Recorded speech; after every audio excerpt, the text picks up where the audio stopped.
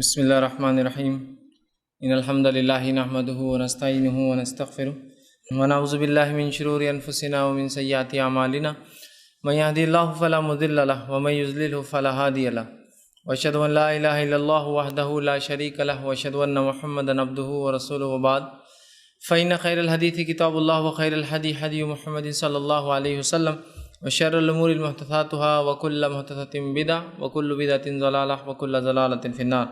وقال عز وجل في القرآن المجيد أعوذ بالله من الشيطان الرجيم بسم الله الرحمن الرحيم يا أيها الذين آمنوا اتقوا الله حق تقاته ولا تموتن إلا وأنتم مسلمون. وقال يا أيها الناس اتقوا ربكم الذي خلق من نفس واحدة وخلق منها زوجها بث منهما رجالا كثيرا ونساء واتقوا الله الذي تسالون به والارحام ان الله كان عليكم رقيبا. وقال يا ايها الذين امنوا اتقوا الله وقولوا قولا سديدا يصلح لكم اعمالكم ويغفر لكم ذنوبكم ومن يطع الله ورسوله فقد فاز فوزا عظيما.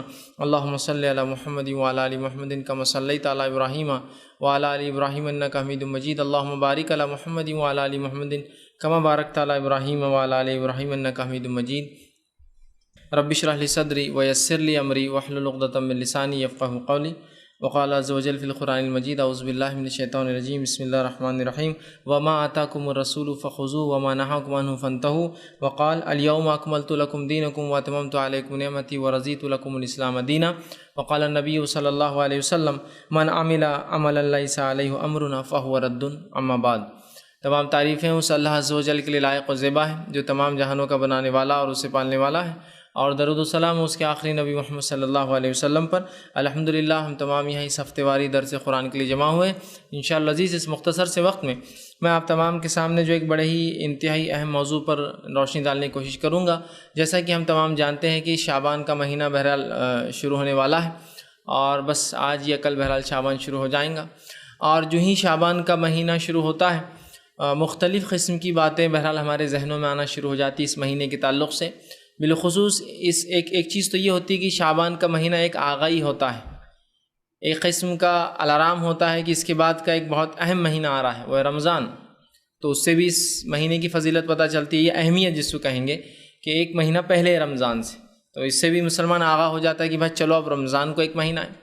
لیکن اس سے ہٹ کر جو بات زیادہ ذہن میں آتی ہے وہ یہ ہے کہ اب شعبان شروع ہو چکا ہے، تو اس میں ایک 15 تاریخ آنے والی ہے، اور اس تاریخ کو ایک رات ہوتی ہے جس کو مختلف ناموں سے بہرحال پکارا جاتا ہے.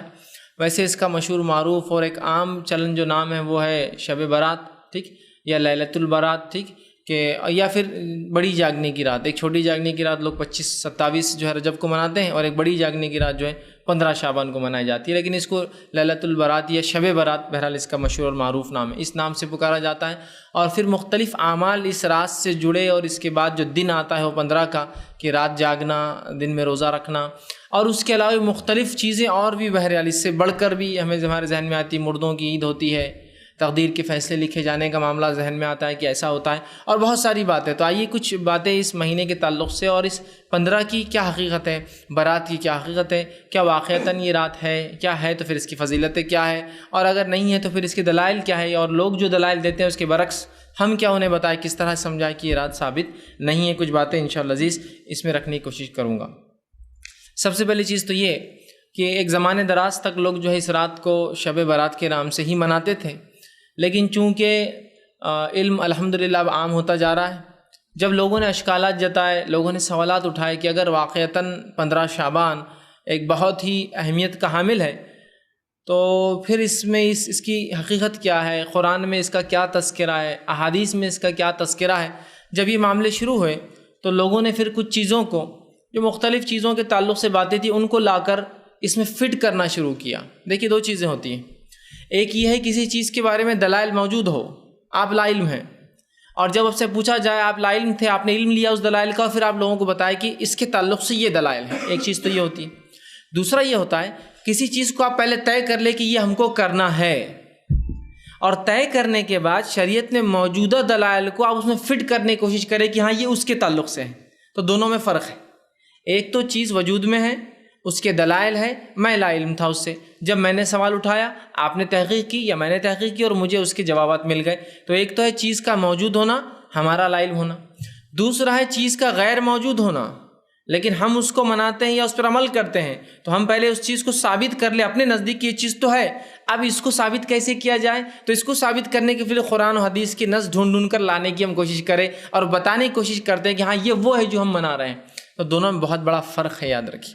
جیسے کہ مثال اگر دینے کے لیے آپ کو میں کہوں تو شب قدر ایک رات ہے، لیلۃ القدر کس کو اسے کہنا، تو لیلۃ القدر ایک ایسی رات ہے جس کی جس کو ہم کہیں گے ایک حقیقت پسندانہ جائزہ اگر لوں تو جس کی وہاں پاس کوئی قدر نہیں ہے۔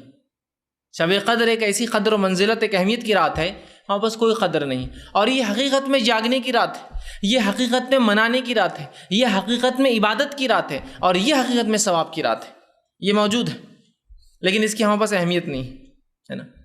اور اس کے برعکس ایک رات جو غیر موجود ہے شریعت میں، جس کے تعلق سے کوئی تذکرہ نہیں آ رہا ہے، جس کی کوئی فضائل نہیں آ رہا، لیکن اس کو ثابت کرنے کے لیے قرآن حدیث کے فضائل لا کر یا قرآن حدیث میں جو کچھ چیزوں کی فضیلتیں ہیں ان فضیلتوں کو اس رات پر فٹ کیا جا رہا ہے۔ تو دونوں میں فرق ہے نا، قدر ثابت ہے اور برات کو ثابت کیا جاتا ہے، دونوں میں فرق ہے، یاد رکھیے، یہ بتانا چاہ رہا ہوں۔ تو آئیے کچھ باتیں ہم دیکھتے ہیں۔ تو جب یہ کہا گیا کہ قرآن میں شب برات کا کہاں تذکرہ ہے، جیسے کہ معراج کے تعلق سے بہرحال قرآن میں تذکرہ ہے نا، حالانکہ اس بات کی وضاحت میں نے ایک میرا جو لیکچر ہے شب معراج اور ہماری بدعتیں ہیں اس میں وضاحت کی تھی کہ معراج کے تعلق سے بھی قرآن میں تذکرہ نہیں، یاد رکھی۔ قرآن میں جو تذکرہ وہ اسراء کا ہے۔ اسراء وہ سفر تھا جو نبی اکرم صلی اللہ علیہ وسلم مسجد حرام سے مسجد اقصیٰ گئے، اس کو کہتے ہیں اسراء عربی میں، اور وہ سفر جو مسجد اقصیٰ سے آسمانی ہوا وہ معراج ہے۔ تو معراج ہوئی وہ حدیث میں لیکن قرآن میں نہیں۔ قرآن میں صرف سفر کا ایک حصے کا ذکر ہے جس کو اسراء کہتے ہیں عربی میں، سبحان الذی اسریٰ، اسی سے وہ سورہ کا نام سورہ اسراء یا سورہ بنی اسرائیل کہلاتا ہے، 17 نمبر کا سورہ، ٹھیک ہے۔ تو وہاں بھی معراج کا تذکرہ ہے، معراج حدیث میں ہے، تو معراج ہوئی لیکن منانا ثابت نہیں، سمجھ رہا آپ؟ تو اسی طرح جب سوالات ہوئے تو لوگوں نے اس رات کو ثابت کرنے کے لیے کچھ آیتوں کو لا کر فٹ کرنے کی کوشش کی ہے، یاد رکھیے۔ اور جب بھی یاد رکھیے پیوند کاری ہوں گی نا، چیزوں کو گھڑا جائیں گا تو پیوند کھل جاتے ہیں، الٹریشن سمجھ میں آ جاتے ہیں۔ حقیقی چیز شب قدر واضح ہے، لیکن اب اس میں ہم نے کیا کیا، کچھ آیتیں لا کر فٹ کرنے کی کوشش کی اور امت کو یہ بتایا کہ قرآن سے یہ رات ثابت ہے۔ آئیے تو اس رات کا کیا یہ رات قرآن سے ثابت ہے؟ سب سے پہلے اس کو ہم دیکھنے کی کوشش کرتے ہیں۔ اس کے تعلق سے جو آیتیں لا کر اس رات کی ثابت کرنے فٹ کی جاتی ہے وہ آیتوں میں سب سے مشہور اور معروف آیتیں سورہ دخان، سورہ نمبر 44 کی آیت نمبر 1، 2، 3 اور 4 یہ تلاوت کر کے سنائی جاتی ہے، اور اخبارات، میگزین اور شماروں میں یہ آیت بالکل ہائی لائٹ آتی ہے، تو ہر آدمی کے دل میں فضیلت بڑھ جاتی ہے اس رات کی کہ بس جو رات کے تعلق سے آیت ہے قرآن کی تو پھر کیا، ٹھیک۔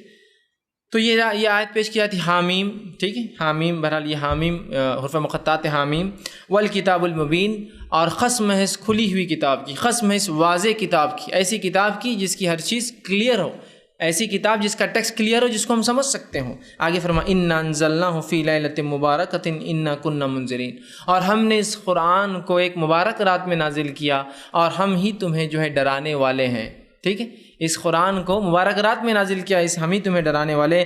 فیہا یفرق کل امر حکیم، اور اس رات ہم جو ہے سارے مضبوط فیصلے، حکمت والے مضبوط فیصلے اس رات ہم کرتے ہیں، امر من عندنا، اور یہ تمام حکم ہمارے طرف سے ہوتا ہے، یہ احکامات ہمارے طرف سے ہوتے ہیں، انا کنا مرسلین، اور اے نبی ہم نے آپ کو رسول بنا کر بھیجا، ہم ہی نے آپ کو اپوائنٹ کیا رسول بنا، اس لیے کہ کوئی آدمی خود اپنے آپ کو رسول نہیں بنا سکتا، ہم نے آپ کو رسول بنا کر بھیجا ہے۔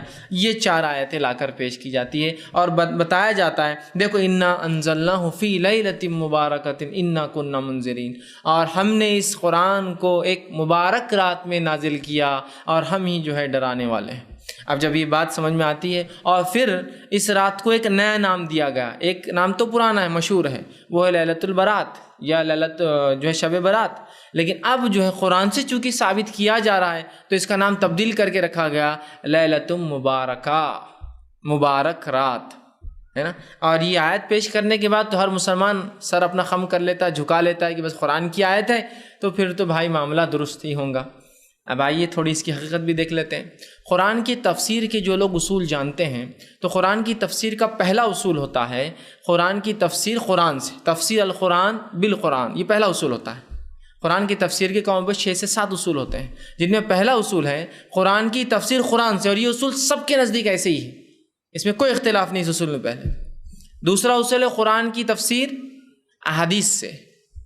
ٹھیک، تو آئیے اس اصول کے مطابق چلیے پہلا اصول اس پر لاگو کرتے ہیں، قرآن کی تفسیر قرآن سے. ٹھیک، کیا فرمایا؟ قسم ہے اس واضح کتاب کی، اور ہم نے اس کتاب کو ایک مبارک رات میں نازل کیا، اور ہم ہی تمہیں ہم ڈرانے والے ہیں. آئیے اب اس کو تھوڑا سا جانچنے کی کوشش کرتے ہیں کہ اس کا کیا معنی ہے، اس کا جو اللہ رب العزت فرمایا ہم نے اسے ایک مبارک رات میں نازل کیا اور ہم ڈرانے والے ہیں. قرآن سے اس کی تفسیر لینے کی کوشش کرتے ہیں. تو پتہ یہ چلا یہاں اللہ رب العزت نے قرآن کی قسم کھا کر یہ کہا کہ ہم نے اس قرآن کو مبارک رات میں نازل کیا.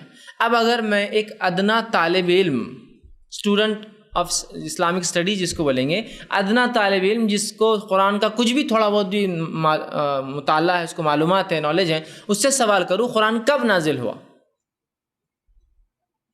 تو میں سمجھتا ہوں اگر 1000 کا مجمع ہے، لاکھ کا مجمع ہے، تو 1% لوگ بھی نہیں بولیں گے 15 شعبان 15 شعبان 15 شعبان. کیا بولیں گے آپ؟ کون سا مہینہ؟ رمضان. ایک ادنا طالب علم میں کہہ رہا ہوں، لاکھوں کے مجمع میں بھی کوئی یہ نہیں بولیں گا کہ یہ قرآن جو ہے شعبان میں اترا ہے نا؟ کب اترا ہے؟ رمضان. اس کی گواہی کہ تو اللہ کی کتاب نے دی.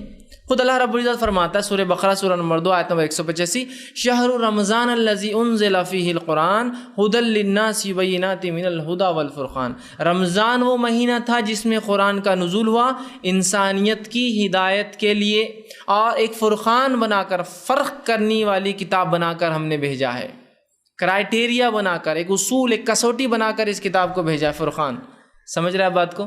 تو یہاں اللہ نے فرما دیا کہ رمضان وہ مہینہ تھا جس میں قرآن کا نزول ہوا. تو قرآن کب نازل ہوا؟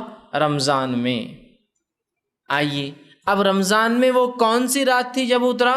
قرآن سے ہی جواب طلب کرتے، چونکہ پہلا اصول تفسیر کا قرآن سے ہے، قرآن کی تفسیر قرآن سے جواب طلب کرتے ہیں کہ بھائی کب اترے آپ سب سے پہلے. تو قرآن میں خود اس کا رب اتارنے والا قرآن کا وہ جواب دیتا ہے. سورہ نمبر 97 سورۃ القدر، انا انزلناہ فی لیلۃ القدر، اور ہم نے اتارا اس قرآن کو لیلۃ القدر میں. وما ادراک ما لیلۃ القدر، اور اے مسلمانوں کیا چیز ہے جو تمہیں سمجھائیں گی لیلۃ القدر کیا ہے؟ لیلۃ القدر خیر من الف شہر. بس اتنا سمجھ لو تمہاری موٹی عقل کے اعتبار سے کہ یہ 1000 مہینوں سے افضل ہے. کتنا افضل وہ اللہ ہی جانتا ہے، تمہارا رب ہی جانتا ہے، لیکن اتنا تمہیں سمجھ میں آتا ہے 1000 مہینے سے افضل ہے.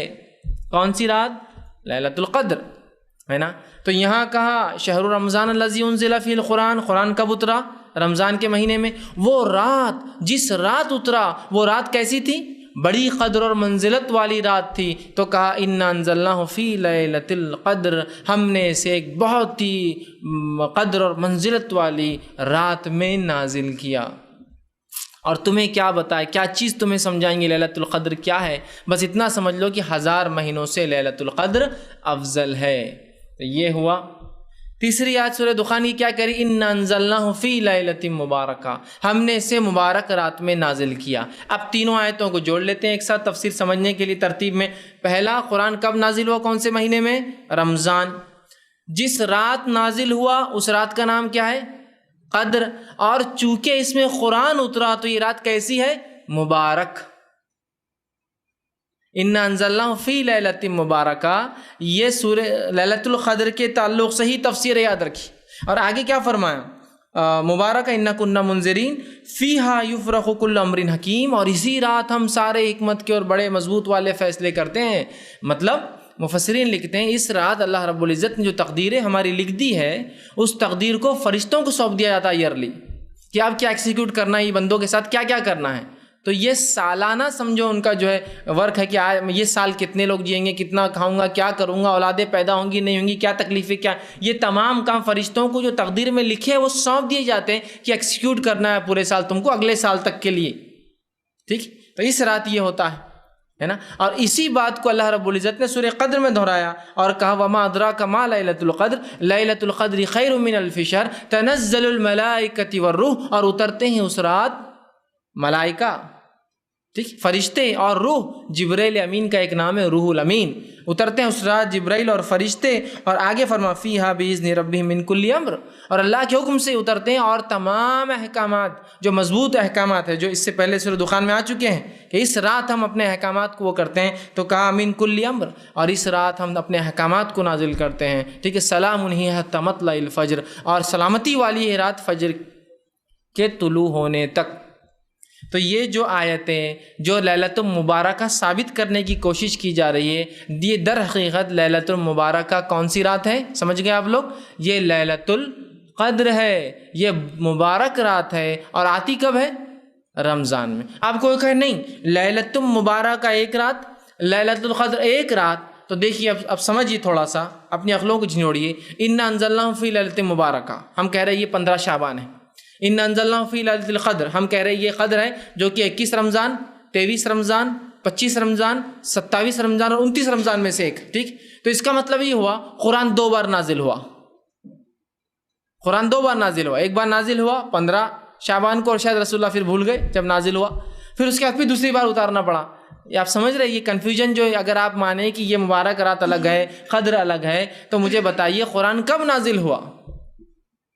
آپ کہیں گے رمضان کی، تو قرآن ہی گواہی دے رہا ہے، تو پھر آپ کی بات سنی جائیں گی یا اللہ کی کتاب کی بات سنی جائیں گی؟ بتائیے۔ تو بس جب امت نے سوال کیا کیا یہ رات قرآن سے ثابت ہے، تو آیت لا کر فٹ، میں نے کہا نا ایک ہے چیز کا ثابت ہونا، قدر بالکل ثابت ہے، اور ایک ایسی چیز ہے جس کو ثابت کرنے کے لیے دلائل کو جمع کیا جا رہا ہے، مطلب یہ کہ اگر میں یہ کہہ لوں کہ یہ چیز مجھے اپنے نفس پہ حلال کرنا ہی ہے، اب شروع کرو تحقیق کی کیا ہے، تو میں حلال والی چیزیں لیتے جاؤں گا، حرام والا معاملہ چھوڑتے جاؤں گا۔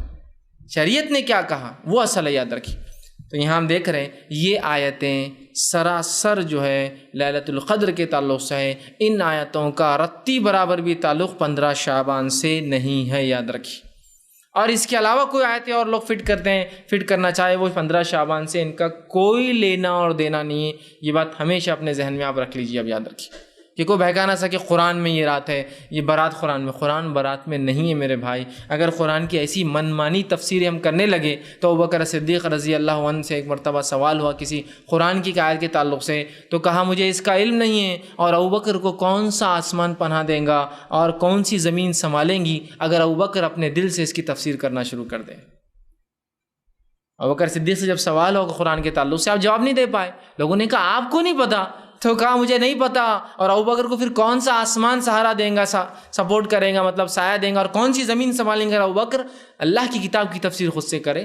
تو اللہ کے لیے اللہ کی کتاب کی تفسیر اپنی من مانی مت کیجیے، اور کسی مفسر نے اس کا معنی یہ نہیں لیا کہ یہ سوائے ان کے جنہوں نے مختلف عجیب و غریب دعوے کر رکھے، جن کو اہل باطن جن کو کہتے ہیں، جن کے سامنے ظاہر نہیں، ان کو باطن علم ہوتا ہے، ان کے نزدیک یہ تفسیر میں آتا ہے 15 شعبان، اس کے علاوہ کسی نے بھی اس کو، بلکہ علامہ ابن کثیر نے کہا یہ تو قدر ہی ہے، یاد رکھیے مکمل طور سے۔ تفسیر التبری میں کہا کہ یہ تو قدر ہی ہے یقینی طور سے، اس لیے کہ قدر کی تفسیر ہے۔ سورہ جو لیلۃ القدر ہے اسی وہ رات چونکہ مبارک ہے، یہاں اس کا ایک صفت کا تذکرہ ہو رہا ہے، وہاں نام کا تذکرہ ہو رہا ہے، اور سورہ بقرہ میں وہ کب آتی ہے، رمضان کا تذکرہ ہو رہا ہے، تینوں باتیں آ گئی۔ تو قرآن سے یہ رات ثابت نہیں، یاد رکھیے۔ تو کوئی اب خواہ کسی کو باور کرنے کی کوشش نہ کریں۔ اب ہوتا یوں ہے کہ جب دلائل دیے جاتے ہیں تو لوگ الٹا چڑھائی کرتے ہیں، سنتے تو نہیں یہ بات کو، جنرلی ہوتا ہے لوگ جب DVD سنتے ہیں اس کے، نیٹ پہ جاتا ہے تو بات تو سمجھنا ہی نہیں، بس چڑھائی شروع کر دینا ہے، بس نہیں یہ غلط ہے، یہ وہابی ہے، یہ فلاں ہے، یہ ایسے ہے، یہ فلاں ہے، یہ خبیث ہے، یہ ایسے ہے، یہ ویسے ہے، اور اس کے علاوہ جو ہے بحث مباحثہ یا گالی گلوچ، بس معاملہ یہاں ختم ہو جاتا ہے۔ یہ طریقہ نہیں دین کو سیکھنے کا، یاد رکھیے، ٹھیک؟ یہ اصول بھی نہیں ہے دین کو سیکھنے کا۔ اگر سامنے والا فریق کوئی دلائل دیتا تو آپ دلائل کی تحقیق کیجیے۔ اگر آپ یہ کہیں کہ نہیں ہم جو کر رہے ہیں بس وہی صحیح ہے، تو پھر ہم بھی یہ کہیں گے ہم بھی جو کر رہے ہیں وہی صحیح ہے، تو معاملہ تو کوئی بننے والا نہیں۔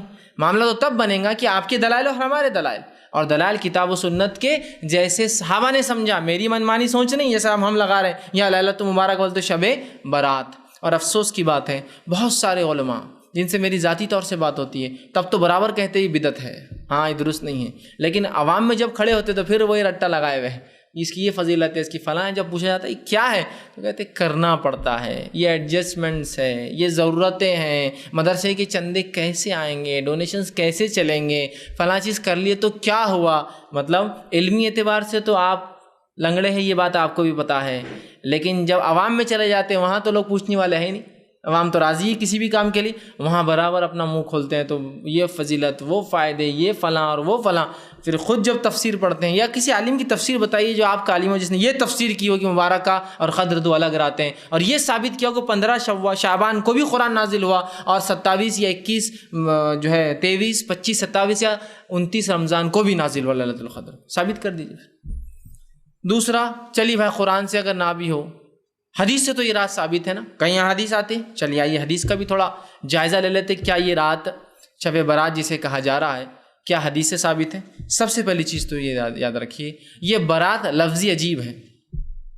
جیسا کہ عید الفطر، کیا معنی ہے اس کا؟ عید جو فطر کی عید ہے، چونکہ فطرہ دیتے ہیں اس سے پہلے غریبوں کی مدد کرتے، عید الفطر. عید الاضحیٰ وہ عید جس میں ہم جانور کو ذبح کہتے یا یوم النحر کہتے ہیں، اس دن کو ذبح کرنے کا، خون بہانے کا دن. سگنیفیکنس ہے، کچھ نہ کچھ سمجھ میں آ رہا. اب یہ کیا ہے؟ لیلۃ البرات، شب برات. برات کا عربی میں کیا معنی ہوتا ہے؟ نفرت کا اظہار کرنا. جیسے کہ اللہ رب العزت نے سورہ توبہ کے اندر کہا برات من اللہ ورسولہ، کہ اللہ اور اس کے رسول اپنے نفرت کا اظہار کرتے ہیں مشرکین سے، اور جب 4 مہینے گزر جائے حرمت والے تو پھر ان کو جو ہے چھوڑو مت. اگر یہ امن پہ آتے تو ٹھیک، نہ امن پہ آئے تو پھر ان کو جہاں پاؤ، چونکہ اب جنگ کا اعلان تھا، یہ قتل کرو انہیں. تو یہاں برات کا اظہار کیا. اب یہ شب برات، اس کا معنی ہو رہا ہے کہ نفرت کے اظہار کرنے والی رات. اب یہ کیسی رات ہو سکتی ہے شریعت میں جس میں نفرت کا اظہار؟ کیا نفرت کا اظہار کرنا ہے بتائیے؟ کیا اظہار کرنا ہے؟ اب کیا برات، کس سے برات کا اظہار کرنا ہے؟ فرعون سے برات کا اظہار کرنا ہے؟ نمرود سے برات کا اظہار کرنا ہے؟ نہیں. اب لاجک دیکھیے، میں نے کہا نا ثابت چیز نہیں ہے تو ثابت کرنے کے لیے ہر چیز لا لیتے ہیں. نہیں، بولے یہ ایسی رات ہے جس میں گناہوں سے برات کا اظہار ہے. میں نے کہا صرف ایک رات اور پوری زندگی کرتے رہو، پھر ایک رات برات کرو اور پوری زندگی چاہتے رہو گناہوں کو؟ نہیں، ویسا نہیں. پھر کیا معنی ہے برات کا؟ کوئی سگنیفیکنس، کوئی اہمیت ہی نظر نہیں آ رہی. اس کے نام خود دیکھیے کہ عجیب ہے.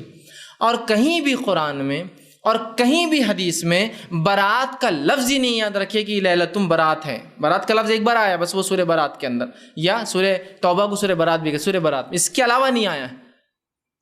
تو شب برات اگر آپ کسی چیز کو نام دے رہے ہیں تو میرا ایک بنیادی سوال ہے، یہ نام رسول اللہ صلی اللہ علیہ وسلم اپنی زبان سے لیا کیا؟ آپ صلی اللہ علیہ وسلم کی زبان مبارک سے کس نے لیلۃ البرات کا نام سنا کیا کبھی؟ پورے حدیث کا ذخیرہ اٹھا لیجیے. اور ذخیرہ اٹھانے کے بعد لوگ کہتے ہیں نہیں 15 شعبان کا ذکر ہے نا، انشاءاللہ میں آ رہا ہوں 15 شعبان. تو 15 شعبان بولیے نا، لیلۃ البرات کیوں بول رہے ہیں؟ تو جو اگر چیز منانے کی ہوتی، عبادت کی ہوتی، جاگنے کی ہوتی تو رسول اللہ کیا نام نہ دیتے اس کو؟ عید الفطر کو نام دیا گیا، عید الاضحیٰ کو نام دیا جا رہا ہے، لیلۃ القدر کو نام دیا جا رہا ہے، تو کیا رسول اللہ ایک ایسی افضل رات کو نام نہ دیتے اور خالی 15 شعبان کے اوپر ڈیپینڈ کر کے چھوڑ دیتے؟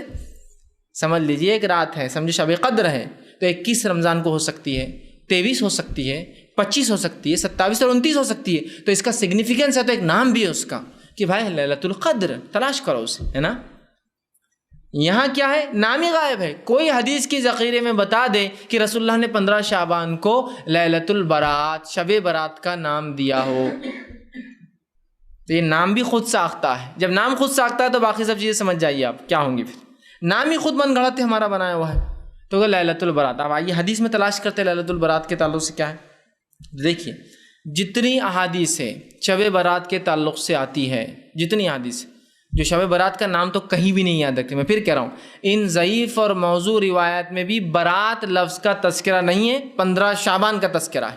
ٹھیک ہے، تو جتنی روایتیں 15 شعبان کے تعلق سے آتی، جس کو شب برات بول کر ہم منا رہے، اس کا تذکرہ نہ صحیح روایت میں نہ ضعیف روایت میں ہے. تو اس 15 شعبان کی جتنی روایتیں ایک چھوڑ کر ساری کی ساری ضعیف جداً یا موضوع کے درجے میں آتی ہے. یاد رکھیے ضعیف کے اندر بھی ایک بہت ضعیف ہوتی اور اکثر موضوع کے درجے میں آتی ہے، جن کے روات کا پتہ ہی نہیں کہ یہ کون تھے، کب جیے اور کب مرے، کچھ علم نہیں. تو یہ ہوتی ہے موضوع روایت ہے.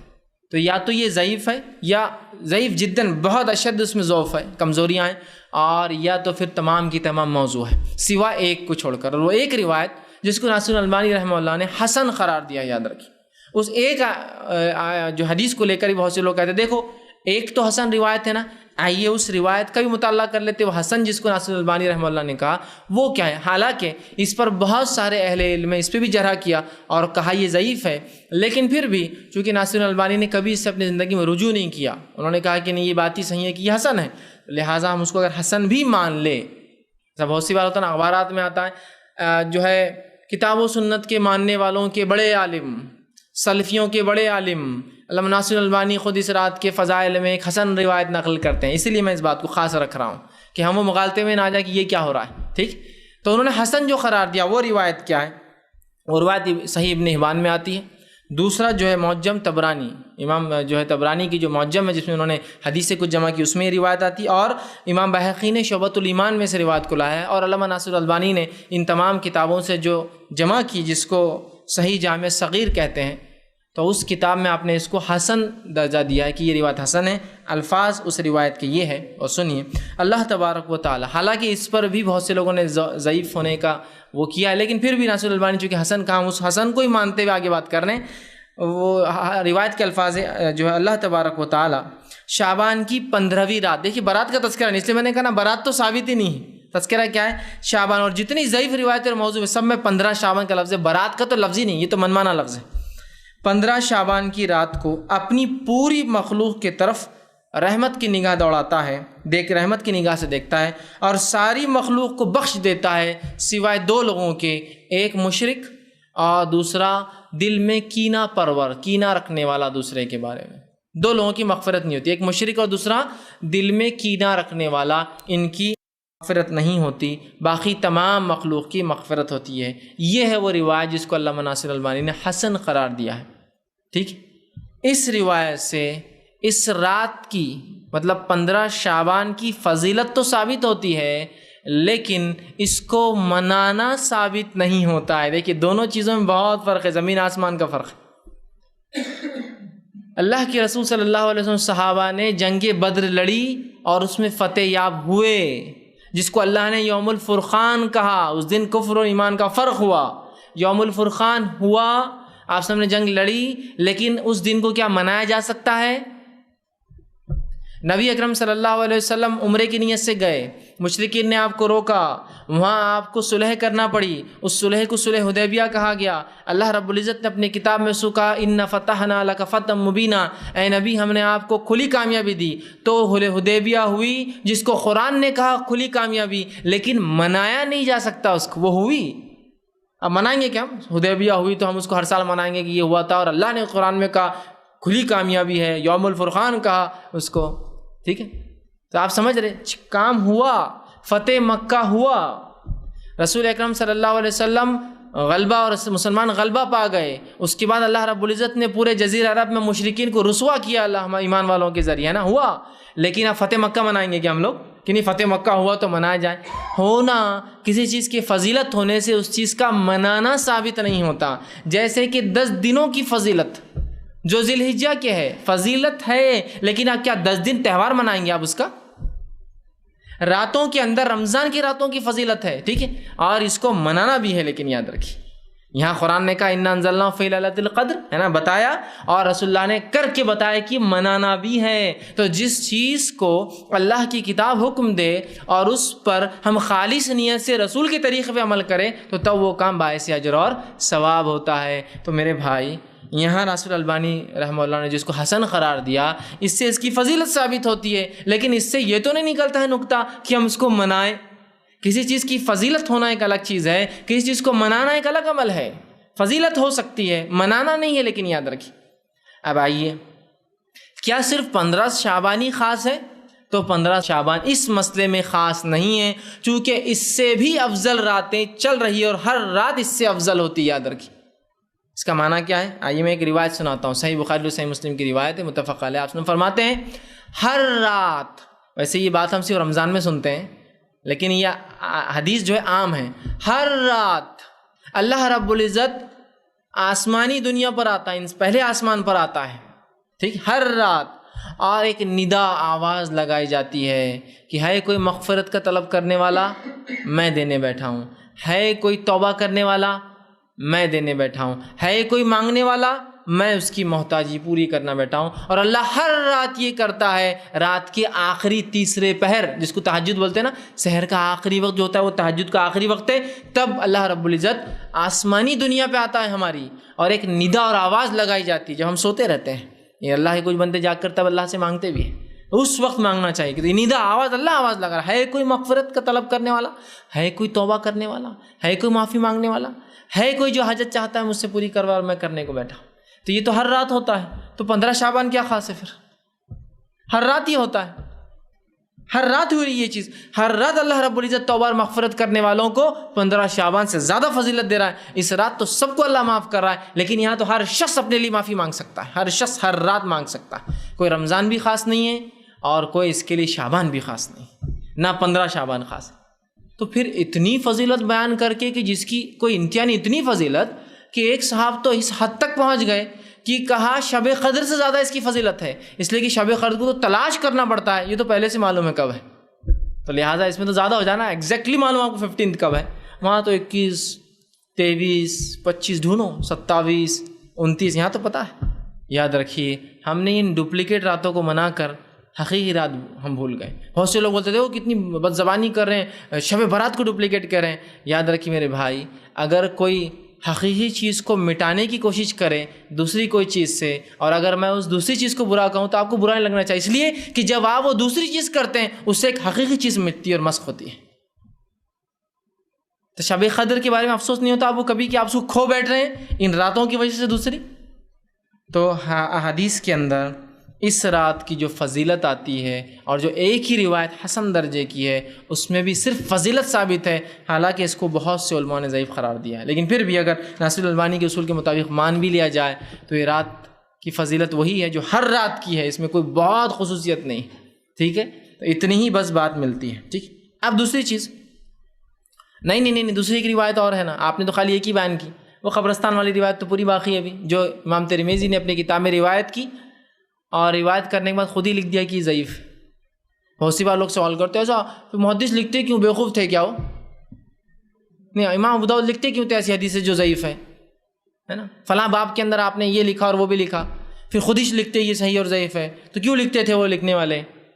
تو میرے بھائی وہ بہت زیادہ ہوشیار اور دانا تھے اور وہ جانتے تھے کہ امت کو دونوں پہلو رکھنا سامنے ضروری ہے. جیسے بہت سارے تابعین کے تعلق سے آتا تھا کہ ایک تابعین کا ایک واقعہ کہ انہوں نے اپنے بچے کو احادیث سکھائی، چھوٹا تھا تو، اور بہت ساری روایتیں اس کو سکھائی. جب وہ کافی ساری حدیثیں سیکھ چکا تو اس کے بعد کیا کہا معلوم؟ کہا میرے بیٹے یہ تمام ضعیف اور موضوع روایتیں تھی جو میں نے سکھا دی، اب اس کے علاوہ جو باتیں سمجھ جانا وہ صحیح ہوں گی. میں نے تم کو رانگ کیا ہے بتا دیا، اب رائٹ کیا ہے تم سمجھ جانا، یہ رانگ ہے تمہارے پاس جو ہے، کہ تو رائٹ صحیح حدیث تو بہت ہے، اب میں نے تم کو جو چلان میں غلط ہے بتا دیا، اب یہ نہیں ہے تو سمجھ جانا تمہارے پاس جو بات آئے اس کو لے لینا خاموشی سے. انہوں نے ان کو اصول کرائٹیریا دے دیا تھا اپنے بچے، سمجھ رہے؟ تو بہت سی بار وہ دونوں باتیں سکھاتے. کیوں سکھاتے؟ تاکہ بات واضح ہو جائے. بہت سے لوگ لکھتے ہیں امام بخاری نے اپنی بخاری میں اس کو لکھا، میں کہتا ہوں ہاں لکھا ہے نا بہت سی چیزوں کو، لیکن وہ کیوں لکھا وہ نہیں دیکھیں گے. کبھی کسی حکم کو بتانے کے لیے لکھا صحیح ہے بول کر، اور کبھی نکیر کے لیے اس کے رد کے لیے لکھا کہ یہ غلط ہے. لیکن بولنے والا کیا کرتا ہے، وہ رد نہیں لکھتا، خالی لکھتا کہ امام بخاری روایت کرتے ہیں. کیا روایت کرتے ہیں کہ یہ غلط ہے یہ مسئلہ، وہ نہیں لکھتا ہے. تو امام ترمذی نے کیوں روایت کیا؟ اس لیے کیا کہ امت سمجھ جائے، خود ہی حکم لگا دیا کہ یہ ضعیف ہے. کیوں؟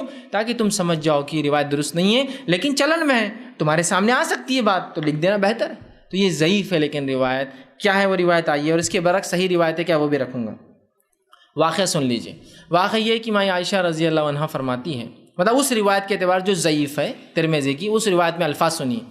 وہ کہتی ہے کہ ایک رات میں سوئی ہوئی تھی اور رسول اکرم صلی اللہ علیہ وسلم اٹھ کر بستر سے چلے گئے.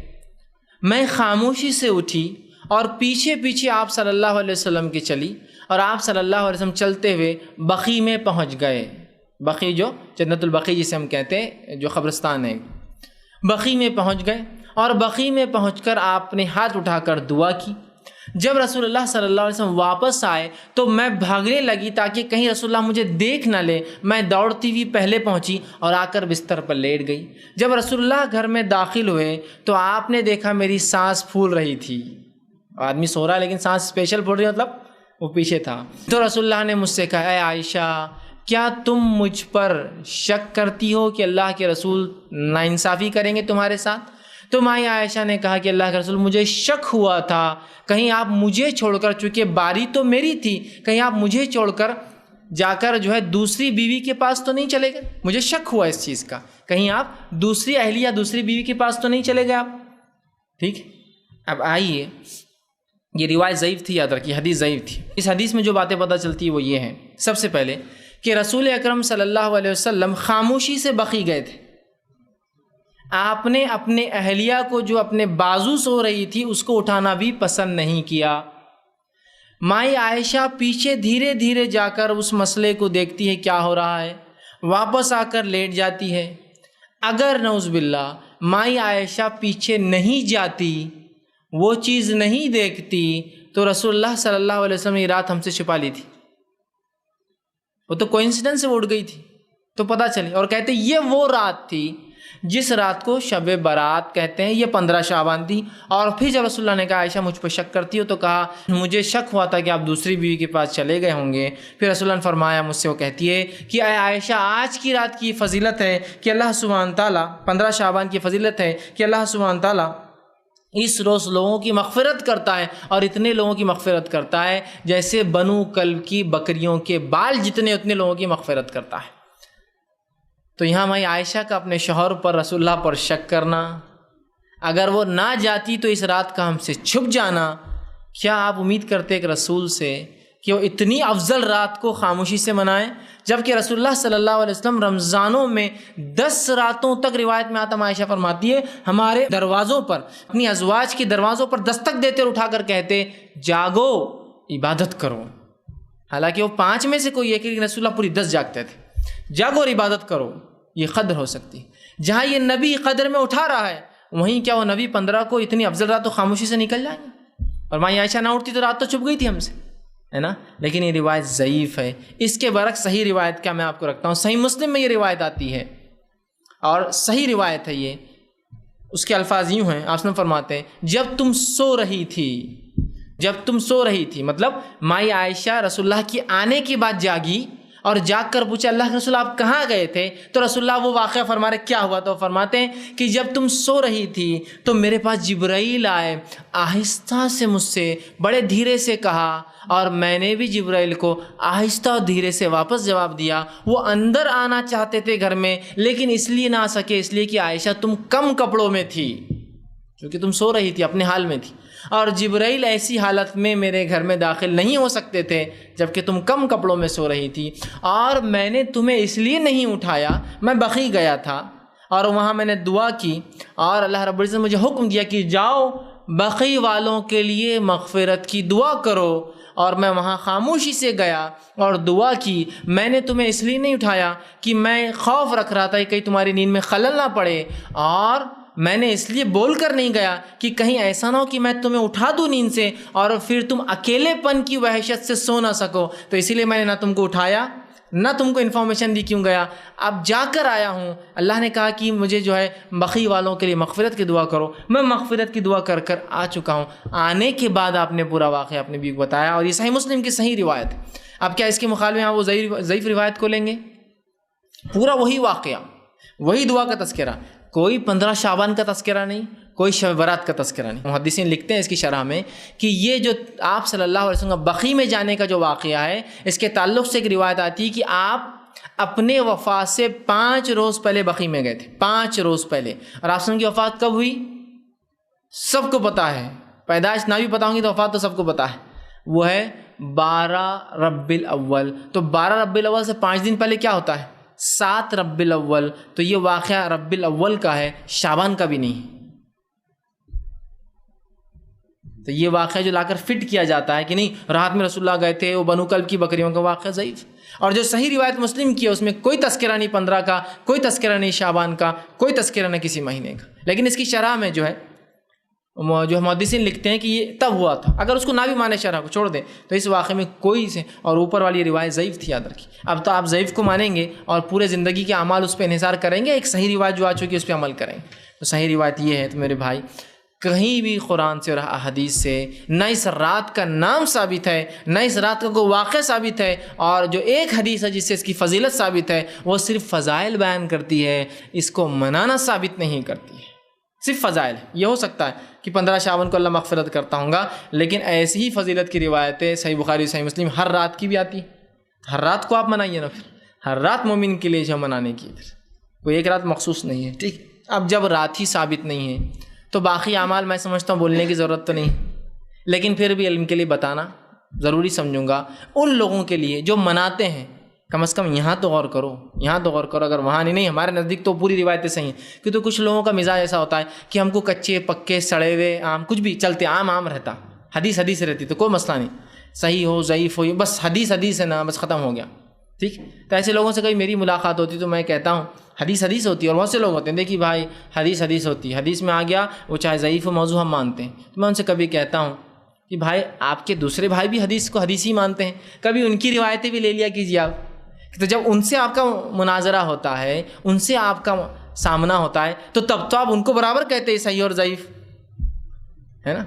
وہاں جب برابر کہتے ہیں آپ کہ نہیں یہ کہاں سے ثابت ہے، جیسے کہ ایک روایت ہے ہمارے کچھ بھائی پیش کرتے ہیں کہ آپ نے فرمایا، یہ موضوع ہے یاد رکھیے، کہ اگر تمہیں ہڈی بھی ملے تو فاتحہ دے کر استعمال کرو، حدیث ہی ہے، موضوع ہے لیکن حدیث ہی ہے۔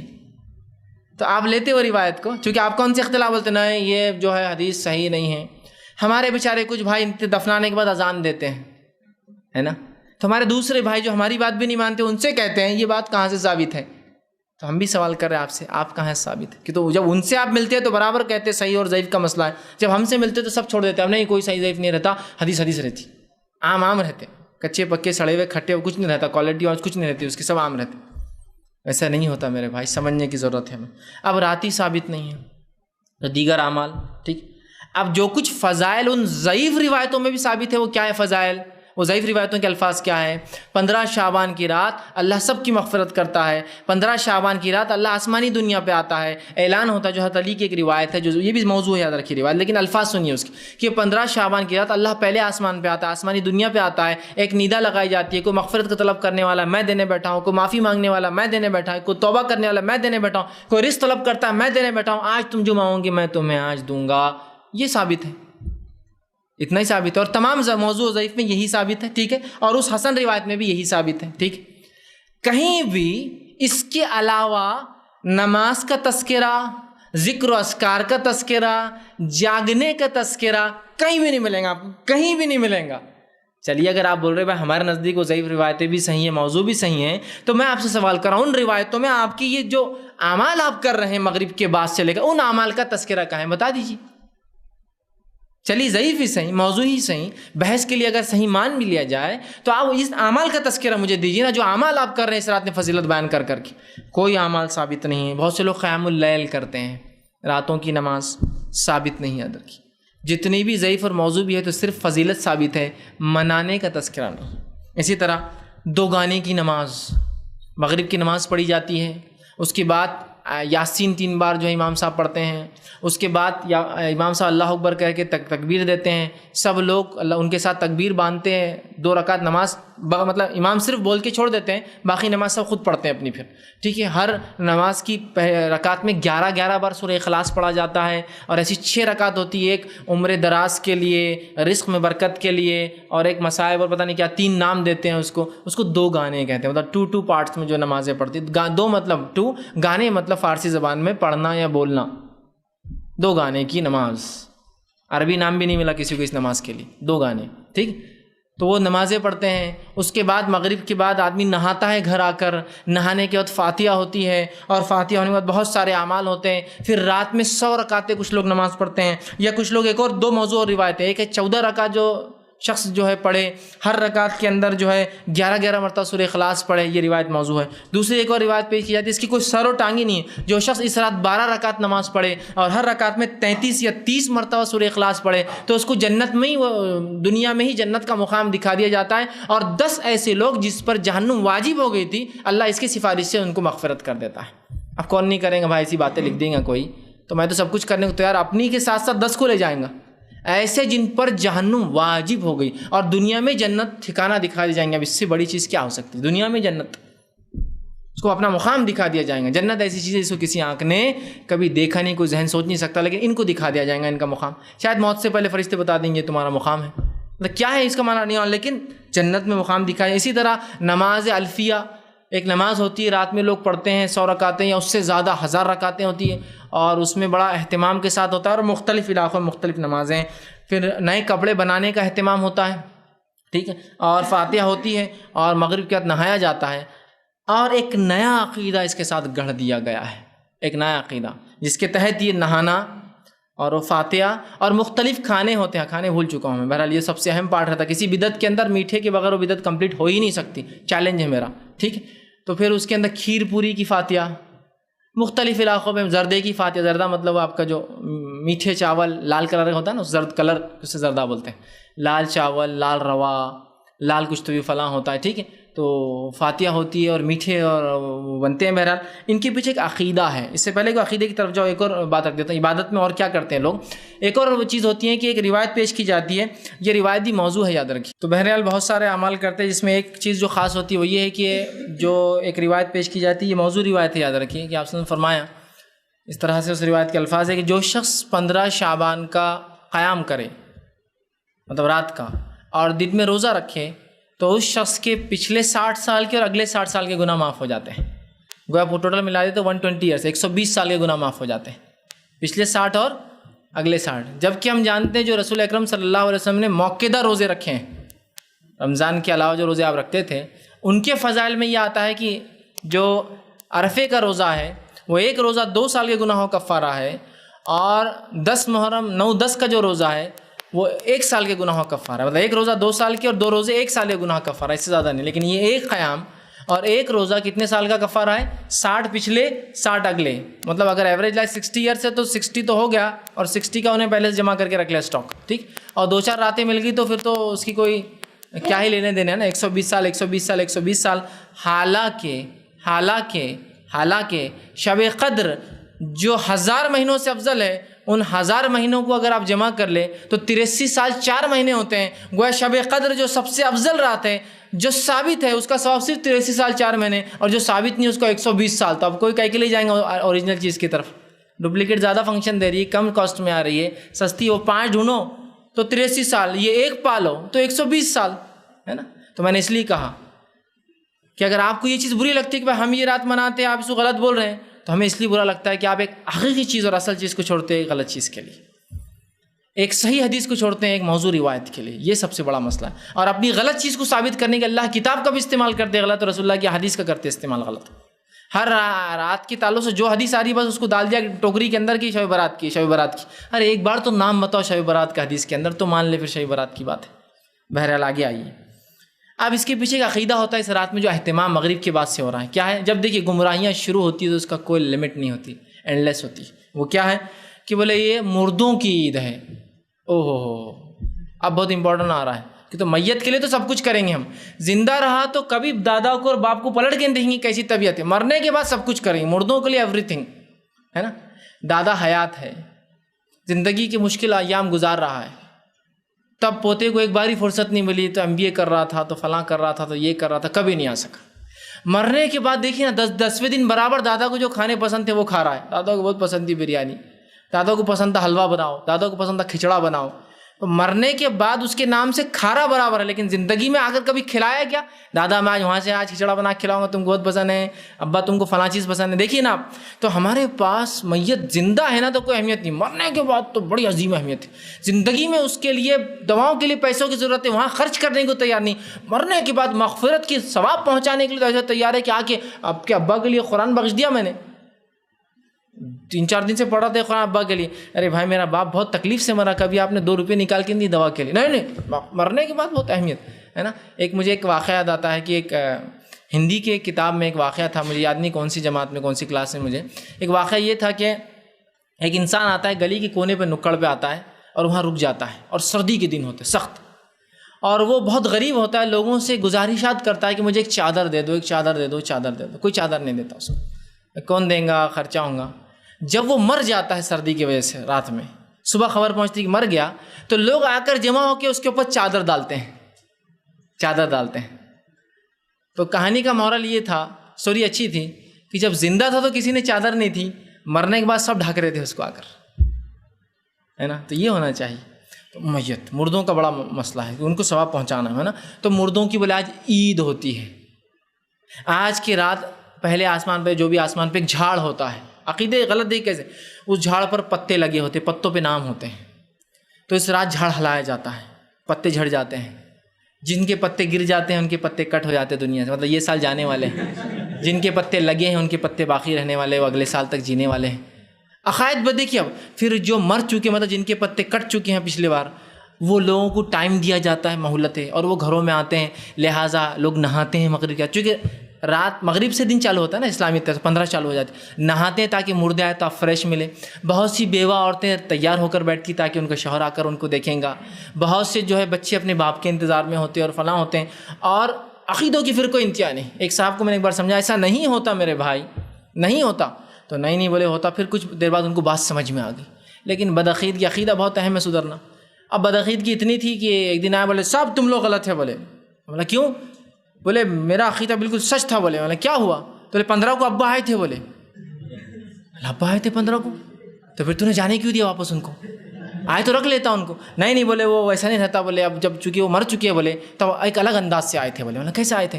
تو بولے میں نے جب تم نے بولے تھے یہ بات غلط ہے تو میں جب تو سمجھ گیا تھا، لیکن میں نے بار بار میرے ذہن میں آتی رہی، ابا ہر سال آتے ابھی بھی آئیں گے۔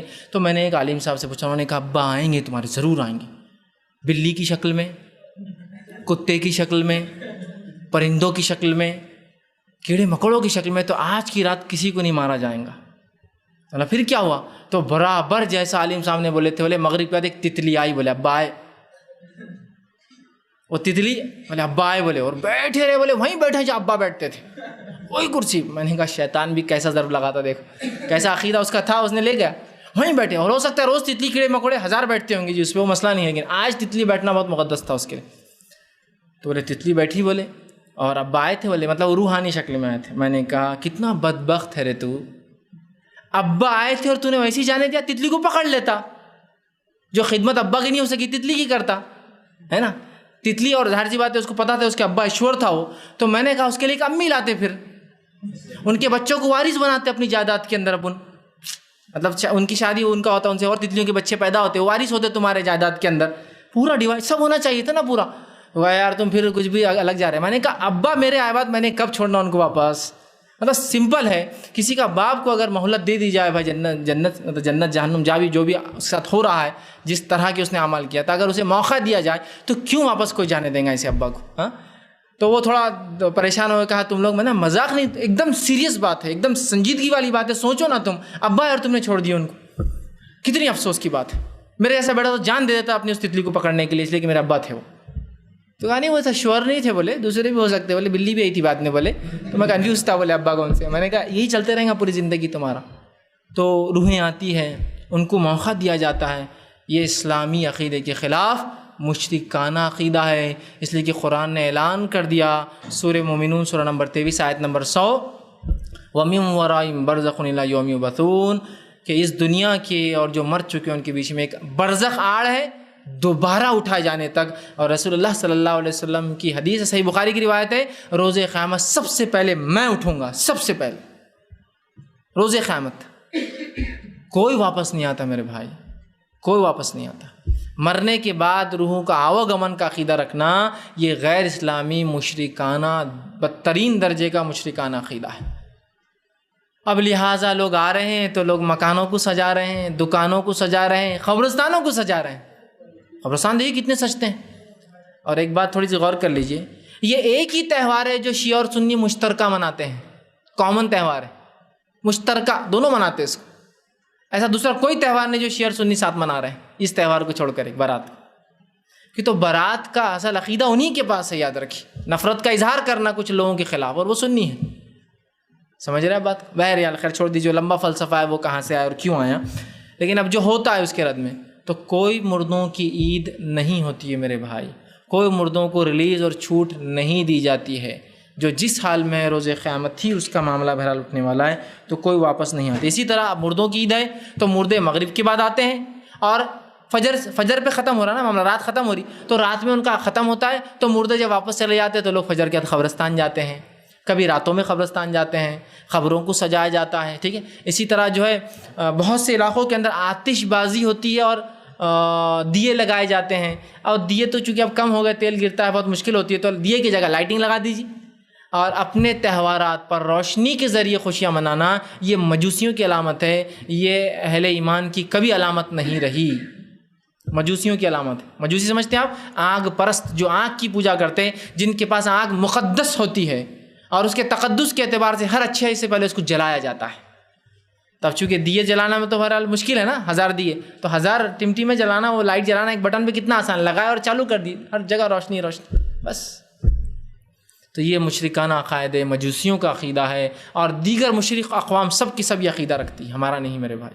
تو آتش بازی کرنا، چراغاں جس کو بولتے ہیں، چراغ جلانا کہ میت آتے مردے آتے تو چراغ جلانے سے ہر چراغ کی طرح اٹریکٹ ہوتا ہے. اور اب میں نے کہا چراغ سے تو میت گھر پہ آ رہی ہے، یہ بات تو سمجھ میں آ رہی. پٹاخے کا کو تو بولے پٹاخوں سے بری میتیں برے روحیں بھاگ جاتی، بولے واہ. مطلب انڈیکیٹو کیسا ہے کہ ایکسپلوسیو سے برابر انسانوں کے ساتھ ساتھ روحوں کو بھی تکلیف ہو سکتی ہے. مطلب کہ پٹاخے پھوڑنے سے بولے بد روحیں چل جاتی ہے اور دیے لگانے سے اچھی روحیں گھر میں آتی ہے. ایسا باپ تھے بہت شرابی تھے برے تھے تو وہ چھوٹ تو ان کو مل جاتی، بولے تو پٹاخے پھوڑنے سے ان کی بد روح دور چلے جاتی. سبحان اللہ. یہ سب مشرکانہ عقائد ہے، یہ سب مجوسیوں کے اور مشرکوں کے عقیدے ہیں. ایسے ایسے پتہ نہیں کتنے مذہب اس میں مکس ہو گئے، بتا بھی نہیں سکتا میں.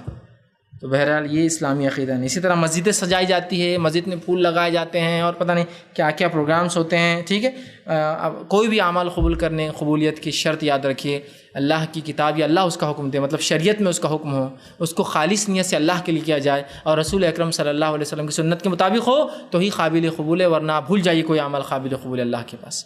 تو رسول اللہ نے کبھی مسجد نبی سجائی، صحابہ نے کبھی مسجد نبی سجائی، صحابہ نے کبھی دیے لگائے، صحابہ نے کبھی آتش بازیاں کی، صحابہ کبھی جاگے مجھے یہ ثابت کر دیجیے تھی، باقی سب چیزیں تو باقی جانے دیجیے. صحابہ کبھی جاگے تھے. ٹھیک ہے، تو بہرحال یہ کوئی اعمال ثابت نہیں. اب ایک بات ذہن میں آتی ہے، چلو یہ سب ثابت نہیں لیکن رات کی فضیلت تو ہے، یہ بات تو آپ بھی مان رہے ہیں کچھ حد تک.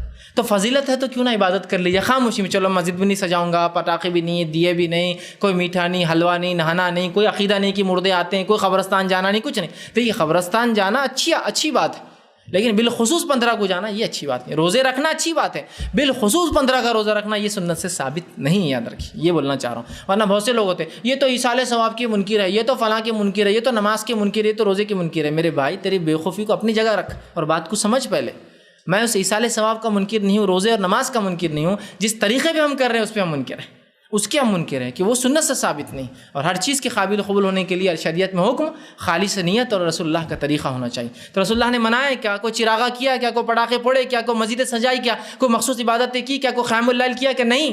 تو بھی تیرا کرنا یہ بدعت میں شامل ہے. تو بھائی اب عبادت کر لیے تو کیا، خاموشی میں عبادت کروں گا، اکیلے میں عبادت کروں گا. اگر آپ روز عبادت کرتے ہیں راتوں میں تو اس رات بھی کیجیے، بالکل درست ہے. لیکن اگر روز نہیں کرتے تو اس کی حکم نہیں، اس کی اجازت نہیں دی جائیں گے، اس لیے کہ نبی اکرم صلی اللہ علیہ وسلم ہمارے لیے بہترین نمونہ ہے اور رسول اکرم صلی اللہ علیہ وسلم کے بعد صحابہ ہمارے لیے نمونہ ہے. ٹھیک ہے، تو کیا رسول اکرم صلی اللہ علیہ وسلم نے ایسا کیا؟ فضیلت اگر وہ ثابت بھی ہوتی ہے تو فضیلت ہے. اعمال کی بات کر رہا ہوں. کیا منایا؟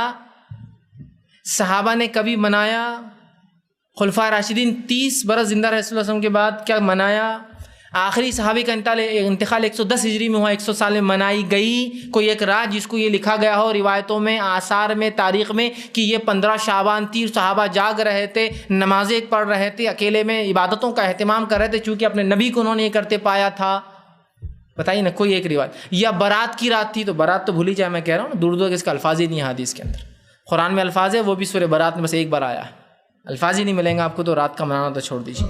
تو یہ کوئی رات ثابت نہیں. آپ اسلام رات میں جاگتے تھے نا، تو روز رات جاگتے تھے میرے بھائی، آپ پر تہجد فرض تھی اور آپ ہر رات جاگتے تھے. اور صحابہ میں سے اکثر صحابہ راتوں میں جاگ کے عبادت کرتے تھے، بہت کم تھے جو رات میں عبادت نہیں کرتے تھے. پھر تم کہاں سے 15 کو خاص کر رہے ہو؟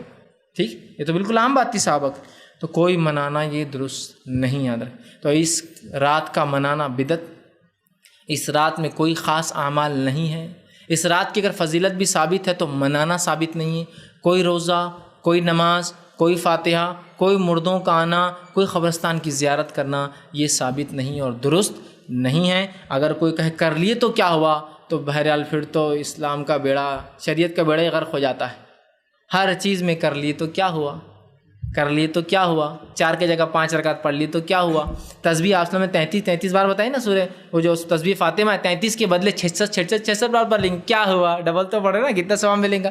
تو پھر تو اسلام کو وہ اینڈ ہی نہیں ہے اور مشرکانہ مذاہب اور اسلام میں کوئی حد ہی باقی نہیں رہیں گی، چونکہ کوئی حلال حرام کی حرمت ہی نہیں. جو چاہے کرو، عبادتوں میں جو چاہے کرو، معاملات کوئی لمٹس ہوں گی نا شریعت کی. تو ہوا یہ کہ تم نے ایک ایسی بات کا دعویٰ کیا جو نعوذ باللہ تم دعویٰ کرو نبی کو بھی نہیں پتہ تھی اور صحابہ کو بھی نہیں، تجھے پتہ چلی اب آ کر. ٹھیک ہے، تو بہرحال اس میں کوئی خاص چیز نہیں۔ اب شعبان کا مہینہ ہے تو ہم کیا کریں؟ تو اس میں جو ثابت شدہ اعمال ہے وہ کیجیے آپ۔ شعبان میں کیا ثابت ہے وہ بھی بتا دیتا ہوں آپ کو آخر میں، چونکہ اتنا کم ثابت تھا اس لیے میں نے اس کو آخر میں رکھا۔ شعبان کے مہینے میں جو چیز ثابت ہے وہ یہ ہے، ماں عائشہ رضی اللہ عنہا سے 3 روایتیں ہیں۔ آپ فرماتی، پہلی روایت ہے ابو داؤد کی، آپ فرماتی کہ آپ صلی اللہ علیہ وسلم کو سب سے زیادہ محبوب روزے اس مہینے کے تھے۔ پہلی روایت، یہ صحیح روایت ہے۔ دوسری روایت صحیح بخاری کی، وہ فرماتی ہے ماں عائشہ رضی اللہ عنہا، آپ صلی اللہ علیہ وسلم اس مہینے میں کچھ دن چھوڑ کر سارا مہینہ روزے رکھتے، کچھ دن چھوڑ کر سارا مہینہ روزے رکھتے۔ اور تیسرا عمل جو آپ وسلم کرتے وہ بھی روزے کا ہی، آپ فرماتی ہے، ترمذی کی روایت آپ فرمائیں، اس مہینے سے زیادہ رسول اللہ صلی اللہ علیہ وسلم کسی مہینے میں روزے رکھتے نہیں دیکھا گیا۔ آپ خالی آخر کے کچھ روزے چھوڑ کر، تاکہ لوگ کنفیوز نہ ہو رمضان اور شعبان میں، باقی پورا مہینہ روزہ رکھتے۔ تو اس مہینے میں اگر کچھ کر سکتے ہیں آپ تو روزہ رکھ سکتے ہیں، اور روزہ رکھ سکتے ہیں، اور روزہ رکھ سکتے ہیں، جتنے چاہے رکھ سکتے ہیں۔ 15 کا خاص نہیں، یہ الگ بات ہے، کسی کو 15 کوئی اس دن چھٹی ملے اس دن ہی سہولت، تو ایک الگ مسئلہ ہے، لیکن خاص نہیں، پورے آپ شعبان کے روزے رکھ سکتے ہیں، سوائے کچھ روزے چھوڑ کے آخر کے بالخصوص، تاکہ وہ مکس نہ ہو جائے۔ ٹھیک، آپ صلی اللہ علیہ وسلم رمضان سے پہلے شعبان میں روزے رکھ کر رمضان کی تیاری کیا کرتے تھے۔ بات سمجھ رہے آپ؟ تو یہاں آپ جو کچھ شعبان میں کر سکتے ہو یہ ہے۔ اب اگر آپ کو کچھ منانا ہی ہے رات کے طور پر، تو ایک رات ملی ہے، افسوس اس کی کوئی اہمیت باقی نہیں رہی۔ منانے کی رات در حقیقت شب قدر، لیلۃ القدر ہے۔ یہ تو بہت سو کو پتہ بھی نہیں وہ رات کب آتی ہے نا؟ کب آتی ہے؟ 27 رمضان کو۔ میں اس کی گواہی دے سکتا ہوں میرے بھائی، تجھے تو پتہ بھی نہیں رات کب آتی ہے۔ آپ صلی اللہ علیہ وسلم نے جب یہ رات کی تاریخ آپ سے اٹھا لی گئی جو بتائی گئی تھی، تو فرمایا تھا روایت میں سے سال بھر میں تلاش کرو۔ صحابہ پریشان ہو گئے، پورے ایئر میں کیسے تلاش کریں گے؟ پھر فرمایا آپ نے، اس کو تخفیف کی گئی، بعد میں کہا گیا مہینے بھر میں رمضان کے تلاش کرو، تو کم از کم 1 مہینہ 30 دن میں تلاش۔ پھر آپ نے فرمایا آخری عشرے کی طاق راتوں میں، آڈ نائٹس میں، 21 رمضان، 23 رمضان، 25 رمضان، 27 رمضان اور 29 میں سے کوئی ایک رات ہے، اس کا ثواب 83 سال اور 4 مہینے، 1000 مہینے، 1000 مہینے سے افضل، 1000 مہینوں کو تبدیل کیجئے سال میں، تو 83 سال 4 مہینوں سے افضل ہے، یہ ملتی ہے۔ لیکن کوئی جاگ رہا ہے کیا اس میں؟ یہاں برابر 120 کا ہے نا، موضوع روایت ہے لیکن منائیں گے 120 ہے نا، وہاں قرآن کہہ رہا ہے 1000 مہینے 83 سال کا ثواب۔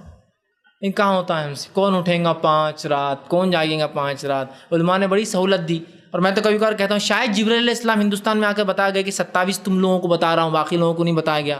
صحابہ کو تو نہیں پتا تھی 27، یہاں برابر پتا ہے ہم کو ہندوستان پر 27 رمضان۔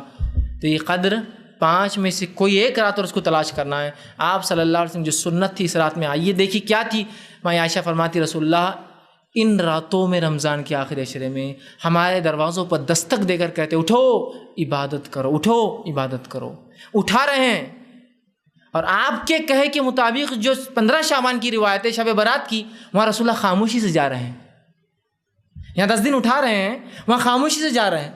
یہاں آ کر بتا رہے ہیں، یہاں اللہ قرآن نے بتا رہا ہے، وہاں چھپکے سے جا کے دیکھنا پڑا ماں عائشہ کو، ورنہ وہ رات تو چھپ گئی تھی ہم سے۔ ذرا عقل سمجھ میں نہیں آ رہی کچھ باتیں؟ کہ ذہن نہیں کھول رہا انسان کا اتنی باتوں سمجھ کے کہ یہ رات منانے کی نہیں ہے؟ فضیلت ہے بھی تو وہ فضیلت کا معنی عبادتیں کرنا نہیں۔ تو اگر کچھ منانا ہے آپ کو اور مجھے تو رمضان آ رہا ہے، تیار ہوئیے اس کے لیے۔ 5 راتوں کو منانا ہے ہم کو، یا آپ کی سنت کے مطابق 10 راتیں جاگیے آپ پورے، آپ اعتکاف کرتے، راتوں میں جاگتے، قیام اللیل کرتے، اور اپنے بیویوں کو پھر کب اٹھاتے؟ چونکہ آپ کے بیویوں کے سارے گھر مسجد نبوی کے اندر ہی تھے، ورنہ لوگوں کو تو ایسی ایسی باتیں چاہیے، بس قریدنے کی جو صفت ہوتی ہے ان لوگوں کی، بس کہ ہم کو آپ کو نہیں ماننا ہے تو بس نقطہ چینی۔ آپ سب تو ہر اعتکاف کرتے آخری اس میں، پھر کیسے جا کے اٹھاتے؟ تو میرے بھائی حدیث جب کہہ رہی ہے صحیح تو سمجھنا پڑے گا نا۔ آپ سب کے پورے ازواج کے گھر حجرے اندر تھے، مسجد نبوی میں دروازے کھلتے تھے ان کے ادھر سے، اور ادھر سے بھی تھے، صحن تھا مسجد نبوی ان کے لیے، سمجھ رہے آپ؟ تو آپ کے لیے کوئی مشکل نہیں تھا جا کے دستک دینا اور آنا، ٹھیک ہے؟ تو بہرحال اس بات کو سمجھیے، اور اگر منانا ہے تو پھر قدر ہے اس کو منائیے، اور اس کی قدر اور منزلت جانیے، ورنہ ان راتوں نے اس کی قدر اور منزلت ختم کر دی۔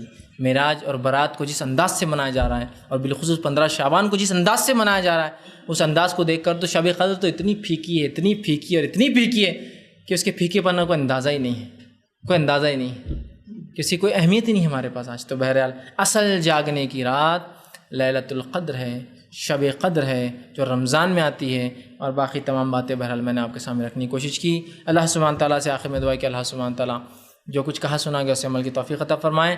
ہم تمام کو کتاب و سنت کی صحیح سمجھ اور صحیح فہم عطا فرمائیں. اس کے مطابق عمل کرنا ہمارے لیے آسان کریں. جب تک زندہ رکھے اسلام اور ایمان پر زندہ رکھیں. خاتمہ ایمان پر ہو. آخر دعوانا ان الحمد للہ رب العالمین. سبحان ربک رب العزۃ عما یصفون وسلام علی المرسلین والحمد للہ رب العالمین. بسم اللہ الرحمن الرحیم. الحمد للہ رب العالمین والصلاة والسلام علی خاتم النبیین والمرسلین. رب اشرح لی صدری ویسر لی امری واحلل عقدۃ من لسانی یفقہوا قولی. کسی نے ایک سوال کیا کہ آپ نے جو بتایا کہ آپ صلی اللہ علیہ وسلم انتقال کے 5 دن پہلے جبرائیل علیہ السلام نے کہا کہ قبرستان جاؤ کہ دعا کرو، اس کی کوئی خاص فضیلت یا وجہ؟ واللہ عالم. اس کے تعلق سے ہمیں کچھ نہیں پتہ چلتا ہے، لیکن جو بات سمجھ میں آتی ہے وہ یہ ہے کہ آپ صلی اللہ علیہ وسلم کو حکم ہوا تھا کہ بقیع میں جو مدفون لوگ ہیں ان کے لیے دعائیں مغفرت کرو. تو ہو سکتا ہے اس میں بہت سارے صحابہ کی مزاریں تھیں، ٹھیک ہے، تو ہو سکتا ہے ان کی مغفرت کے لیے آپ صلی اللہ علیہ وسلم کو بتایا گیا ہو دعا کرنے کا، یا امت کو یہ سکھلایا جا رہا ہو کہ صبح اور شام دونوں وقت قبرستان جایا جا سکتا ہے، اور چاہے انسان کتنا ہی نیک ہو اس کے لیے مغفرت دعا پھر بھی کی جا سکتی ہے. صحابہ تو کتنے نیک لوگ تھے، لیکن اس کے باوجود بھی رسول اللہ کہا جا رہا ہے جا کے ان کے لیے مغفرت دعا کرو. تو یہ تمام باتیں نکل سکتی، لیکن کوئی خاص ان کی فضیلت یا واللہ عالم. لیکن یہ بات تو پتہ چلتی ہے کہ دعا قبرستان میں دنوں رات میں ہو سکتی ہے. قبرستان کو رات میں بھی جایا جا سکتا ہے. بہت سے لوگ جاتے نہیں، یہ پکڑتا وہ چھوتا ایسا ہوتا فلاں ہوتا، تو وہ بھی ایک دلیل ہے. دوسرا یہ کہ کتنا ہی نیک انسان ہو اس کے بعد بھی مغفرت کی دعا اس کے لیے کی جانی چاہیے. صحابہ کے لیے آپ وسلم کرتے تھے، اور اسے صحابہ کی فضیلت بھی پتہ چلتی ہے کہ آپ صلی اللہ علیہ وسلم نے ان کے لیے مغفرت کی دعا کی. یہ باتیں پتہ چلتی ہے، لیکن اس کے علاوہ کوئی خاص وجہ واللہ عالم بالصواب. یا ہو سکتا ہے رسول اللہ کو ایک اشارہ دیا جا رہا ہو کہ آپ کے جانے کا وقت بھی بہرحال قریب ہے، واللہ عالم. لیکن ہم ان تمام چیزوں کے اس تعلق سے نہیں جانتے. جی میرا سوال یہ ہے کہ جیسے آپ نے بتایا کہ شعبان کے مہینے میں اکثر روزے آپ وسلم رکھا کرتے تھے، لیکن ایک جیسے یہ ہے کہ 15 شعبان کے بعد آپ وسلم نے روزے رکھنے کے لیے منع کیا، تو اس کا تھوڑا سا بھائی نے ایک سوال کیا کہ آپ صلی اللہ علیہ وسلم جو ہے شعبان میں روزے رکھتے تھے، لیکن آپ صلی اللہ علیہ وسلم نے منع کیا کہ 15 شعبان کے بعد روزے نہ رکھے. تو دیکھیے آپ صلی اللہ علیہ وسلم روزے رکھتے تھے، یہ آپ کی سنت اور عمل ہے. لیکن جس شخص کو ڈر ہو کہ وہ کمزوری آ جائیں گی اس میں روزے رکھنے سے شعبان کے، اسے رمضان میں فرق پڑے گا، تو وہ شعبان کے روزے نہ رکھے. پھر دیکھیے دونوں کے لیے جیسا کہ جو منائیت ہے، بلکہ عمر ابن خطاب رضی اللہ عنہ کا معمول تھا کہ آخر شعبان میں لوگ روزے رکھتے تو کبھی کبھار مارتے تھے ان کو. اس وجہ سے کہیں ایسا نہ ہو کہ شعبان کے روزے رکھ کر انسان تھک جائے، تاوان ہو جائے، اور پھر رمضان کے روزوں میں کمی آنا چالو ہو جائے. ہوتا ہے نا کبھی، ہر آدمی کا جسم ایک جیسا نہیں ہوتا. تو اسے بات پتہ چلی جو روزے رکھ سکتا ہے وہ رکھے، جس کو ڈر ہو کہ اس کی صحت اس کا ساتھ نہیں دے سکتی تو رمضان کے چونکہ فرض روزے ہیں تو لہٰذا وہ نہ رکھے. سمجھ رہا ہے بات کو؟ تو یہ دونوں ہی باتیں آتی ہے. جیسا کہ عمر ابن خطاب کے بارے میں آتا، آپ سب نے خود منع کیا، تو یہ اسی معنی میں کہ وہ شخص جس میں کمزوری ہے، ڈر ہے کہ اس کی کمزوری یہ روزوں کی وجہ سے رمضان میں بڑھ جائیں گی اور رمضان کے فرض نہ چھوٹ جائے، تو لہٰذا وہ نہ رکھے. لیکن جس کو ایسا خدشہ بالکل نہیں ہے، اللہ نے صحت، توانائی، طاقت، تندرستی سب دے رکھی ہے، تو وہ ضرور بھی ضرور شعبان کے بھی رکھے اور پھر ضرور بھی ضرور رمضان کے بھی رکھے. جی جو یہ راتوں کے تعلق سے جو بدعت ہوتی ہے اور بہت بڑے پیمانے پہ ہوتی ہے، کل ایک نے مجھے سوال کیا کہ اگر یہ غلط ہوتا، حنفیت اگر غلط ہوتی ہے تو پھر اہل حدیث ان کے پیچھے نماز کیسی پڑھتے ہیں، سلفی لوگ ان کے پیچھے نماز کیسی پڑھتے ہیں؟ اس کا مطلب یہ ہے کہ یہ صحیح ہے، تو یہ ایسے بدعتیوں کے پیچھے نماز ہوگی. بھائی نے ایک اچھا سوال کیا کہ کچھ لوگ بدعت کرتے ہیں، اور جب ان سے بدعت کے بارے میں کہا جائے تو وہ کہتے ہیں کہ تم تو کتاب و سنت کے ماننے والا ہو، ہم تو فلاں ہیں بدعتی، یہ فلاں ہیں. تو پھر تمہاری نماز جو کتاب و سنت کو ماننے والے ہیں تو ان کی نماز کیا ہمارے پیچھے ہوں گی؟ اور اگر تم ہمارے پیچھے نماز پڑھتے ہو تو مطلب تم ہم صحیح ہیں. تو دیکھیے سب سے پہلی چیز یہ بات ہم کو سمجھنا پڑیں گی کہ بدعت کے کئی اقسام ہوتے ہیں، کئی قسمیں ہوتی ہیں. ٹھیک، بدعت کی اقسام میں سے صرف ایک بدعت ایسی ہے جس کے کرنے کی وجہ سے آپ اس شخص کے پیچھے نماز نہیں پڑھ سکیں گے، اور وہ بدعت ہے، اس کو کہتے ہیں بدعت مکفرہ. ایسی بدعت جو کفر تک لے جاتی ہو. اور یہ جو بدعتوں کی ہم بات کریں، معراج کی، برات کی، یا نماز کے پہلے کچھ زیادہ بدعتیں نیتیں کر لے رہے، نماز کے بعد کچھ ایکسٹرا بدعتیں کہ سر پہ ہاتھ رکھ آیت الکرسی پڑھنا چاہیے، سروں پہ ہاتھ رکھ کر پڑھ رہے ہیں، یا کچھ مختلف ذکر و اذکار جو ثابت نہیں، یا نورو 99 بار پڑھ لو حالانکہ ثابت نہیں، یا قوی جو ثابت نہیں، یا دعائیں. تو یہ ایسی بدعتیں ہیں جو اضافی بدعتیں، مطلب جو ذکر ثابت ہے ان ثابت شدہ اعمال میں اضافہ کر رہے ہیں، کوئی نئی چیز ایجاد نہیں کر رہے ہوں. سمجھے؟ ثابت شدہ اعمال، جیسا نماز تو ہے، اضافی الگ ہی نمازیں پڑھے جو رسول ثابت نہیں، ذکر تو کر رہے ہیں، اضافی ذکر کرے جو سنت ثابت نہیں. تو یہ بدعتیں کفر تک نہیں لے جاتی، اور جو شخص بدعت مکفرہ نہیں کرتا ہے تو انشاءاللہ عزیز اس کے پیچھے نماز ہو جائیں گی. اس کی دلیل میں صحابہ کی زندگی سے دیتا ہوں. صحابہ کے زمانے میں جو ہے ایک مرتبہ جو خلیفہ تھے عبد الملک بن مروان، ٹھیک، یہ جب خلیفہ تھے تو ایک مرتبہ یہ عید کی نماز سے پہلے خطبہ دینے کے لیے جانے لگے. کیوں؟ اس لیے کہ ان سے کچھ لوگ ناراض تھے، اور عید کے بعد چونکہ عید کا خطبہ ہوتا ہے اور عید کا خطبہ سننا چونکہ واجب نہیں ہے، بہت سارے لوگ اپنی ناراضگی بتانے سے اپنے خلیفہ کو عید کا خطبہ نہ سن کے چلے جاتے. تو عبد الملک بن مروان نے یہ سوچا میں عید کا خطبہ پہلے دے دوں گا، اور وہیں سے عید کا خطبہ پہلے چلا رہا، میں پہلے دے دوں گا تاکہ لوگ مجبوراً سننے کو بیٹھیں گے، ہے نا، نماز کے بعد جاتے. تو اس نے عید کے خطبے کے لیے جب کھڑا ہوا تو صحابہ نے پیچھے سے گریبان پکڑ لیا کہ کہا تم یہ کام نہیں کر سکتے ہو، لیکن اس نے ان کا گریبان ہاتھ جھٹک کر جا کر کھڑا ہو گیا اور خطبہ دیا. لیکن ایک بھی صحابہ عیدگاہ چھوڑ کر واپس پلٹ کر نہیں گیا ادھر، چونکہ امت کی اجتماعیت سب سے اصل ہے. کہ تو اس نے ایسی بدعت نہیں کی جس سے وہ کفر تک جا رہا تھا. بدعت تھی، خطبہ تو دینا سنت ہے، اس نے ایک بدعت کیا کہ پہلے دیا، لیکن یہ کفر والی بدعت نہیں تھی. لہٰذا صحابہ کا اس کے پیچھے بیٹھے رہنا اس چیز کی دلیل ہے کہ صحابہ نے اس بدعت کی وجہ سے، ابتدائی کرنے کی وجہ سے اس کے پیچھے نماز کو نہ پڑھنا اپنے اوپر جائز قرار نہیں دیا. تو لہٰذا ایسا کوئی بھی شخص جو مشرک نہ ہو کھلا، یہ نہیں کہ ایسا ہو سکتا ہو ایسا ہوگا کھلا، اور اس کے علاوہ اگر بدعتیں کرتا ہوں تو وہ کفر تک نہ جاتی ہو، تو اس کے پیچھے نماز پڑھنا انشاءاللہ عزیز درست ہوگا. اگر ہم ایسا نہ کریں تو ہم، ہاں یہ الگ بات ہے کہ آپ کے پاس دو مسجد کے آپشن ہیں، ایک جگہ کتاب و سنت والا پڑھاتا ہے، دوسری جگہ ایک آدمی جو بدعت کرتا ہے، تو یہ تو بیسٹ آپشن آپ کے پاس. لیکن کچھ علاقے میں جانتا ہوں جہاں 100% مساجد میں، مطلب 100 مسجد ہے تو ایک بھی مسجد ایسی نہیں جو کتاب و سنت کی ماننے والی، تو کیا کریں؟ نمازوں کو چھوڑ کے پورا ثواب ضائع کریں. اچھا فرض نمازوں کو تو ٹھیک ہے، 3 جمعہ نہ پڑھے تو آپ نے فرمایا اس کے دل پہ مہر لگ جاتی، پھر کیا کرے جمعہ کا، ہے نا. اور عیدین کے لیے تو آپ کو عیدگاہ میں حائزہ کو جانا ہے، تو پھر ہم لوگ کیسے نہیں جائیں گے؟ سمجھ رہے؟ تو یہ ایک الگ مسئلہ ہے. تو اگر وہ کفر نہیں کرتا تو نماز ہو جاتی. تو ان کو سمجھائیے یہ آپ کی بدعت ہے، اس کو میں بدعت ہی مانتا ہوں، لیکن چونکہ کفر تک نہیں لے جاتی اس لیے پڑھ رہا ہوں. جس دن کفر والی کرو گے تو ورنہ یہ بھی چھوڑ دوں گا تمہارے پیچھے پڑھنا. اور جن کے پیچھے آپ نہیں پڑھتے اس کی وجہ بتانا، ورنہ وہ بھی میں ان کے پیچھے نہیں پڑھتا ہوں اس لیے کہ وہ ایسی بدعت کرتے ہیں جو کفر تک لے جاتی ہے، جس کا کوئی وجود ہی نہیں ہے، کوئی چیز نہ تھا سنت بلکہ ایجاد کردہ ہے. تو بہرحال ان کو سمجھائیے. اور بہت سی بار میں یہ بار بار کہتا ہوں، امام مؤذن یہ کبھی کبھار دبے ہوئے ہوتے ہیں بیچارے، مسجد کمیٹی فلاں اور فلاں اور فلاں، ماحول معاشرہ لوگ، تو یہ بھی سمجھنا چاہیے کہ اس کا عقیدہ اگر درست ہے اور مجبوراً بیچارے کچھ بولنا پڑتا ہے، کھڑے ہونا پڑتا ہے، اس مجبوری کو سمجھتے ہوئے آپ اس کے پیچھے نماز پڑھنے میں انشاءاللہ عزیز کوئی حرج نہیں ہوگا جب تک وہ کفر نہیں کرتا.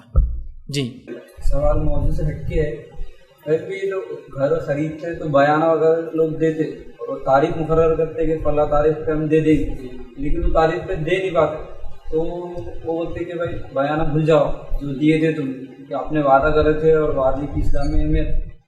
دیکھ بھائی نے ایک سوال کیا کہ جب لوگ گھر لیتے تو اس سے پہلے کچھ بیانہ دیتے ہیں، اگر چیز مل جاتی گھر لے لیتے ہیں اس وقت تک تو ٹھیک، اگر اس وقت پہ نہ لیا جائے تو سامنے والا بولتا ہے بھائی یہ پیسہ بھول جاؤ، اس کی کیا حقیقت ہے.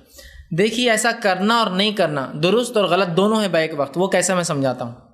اگر سمجھ لیجئے بیانہ لینے میں اور اس کو رکھنے میں، اس کو سنبھالنے میں، اور آپ کو کوئی دوسرا بزنس وہ گھر بیچنا آپ کسی کو دوسرے کو تھا نہیں، جس کی وجہ سے آپ کو کوئی نقصان بھی انکر نہیں ہو رہا، کوئی نقصان بھی نہیں ہو رہا ہے، اور وہ بیانہ آپ اسی اس پہ لے رہے ہیں کہ بس ایک طرح کی دلیل کہ بھائی یہ گھر تم ہی لو گے مجھ سے، اور اگر وہ کسی وجہ سے آپ کا بھائی نہیں لے پاتا مجبوری، تو آپ بالکل اس کو واپس کر دے وہ پیسہ، چونکہ نہ اس میں کوئی آپ کا نقصان ہوا، نہ آپ کا کچھ مسئلہ ہوا، کچھ بھی نہیں. ایسا ایک آدمی آیا گھر لینے کے لیے، اس ایک آدمی نے وعدہ کیا، وہ ایک آدمی نہ لے پایا تو آپ واپس دے دیں.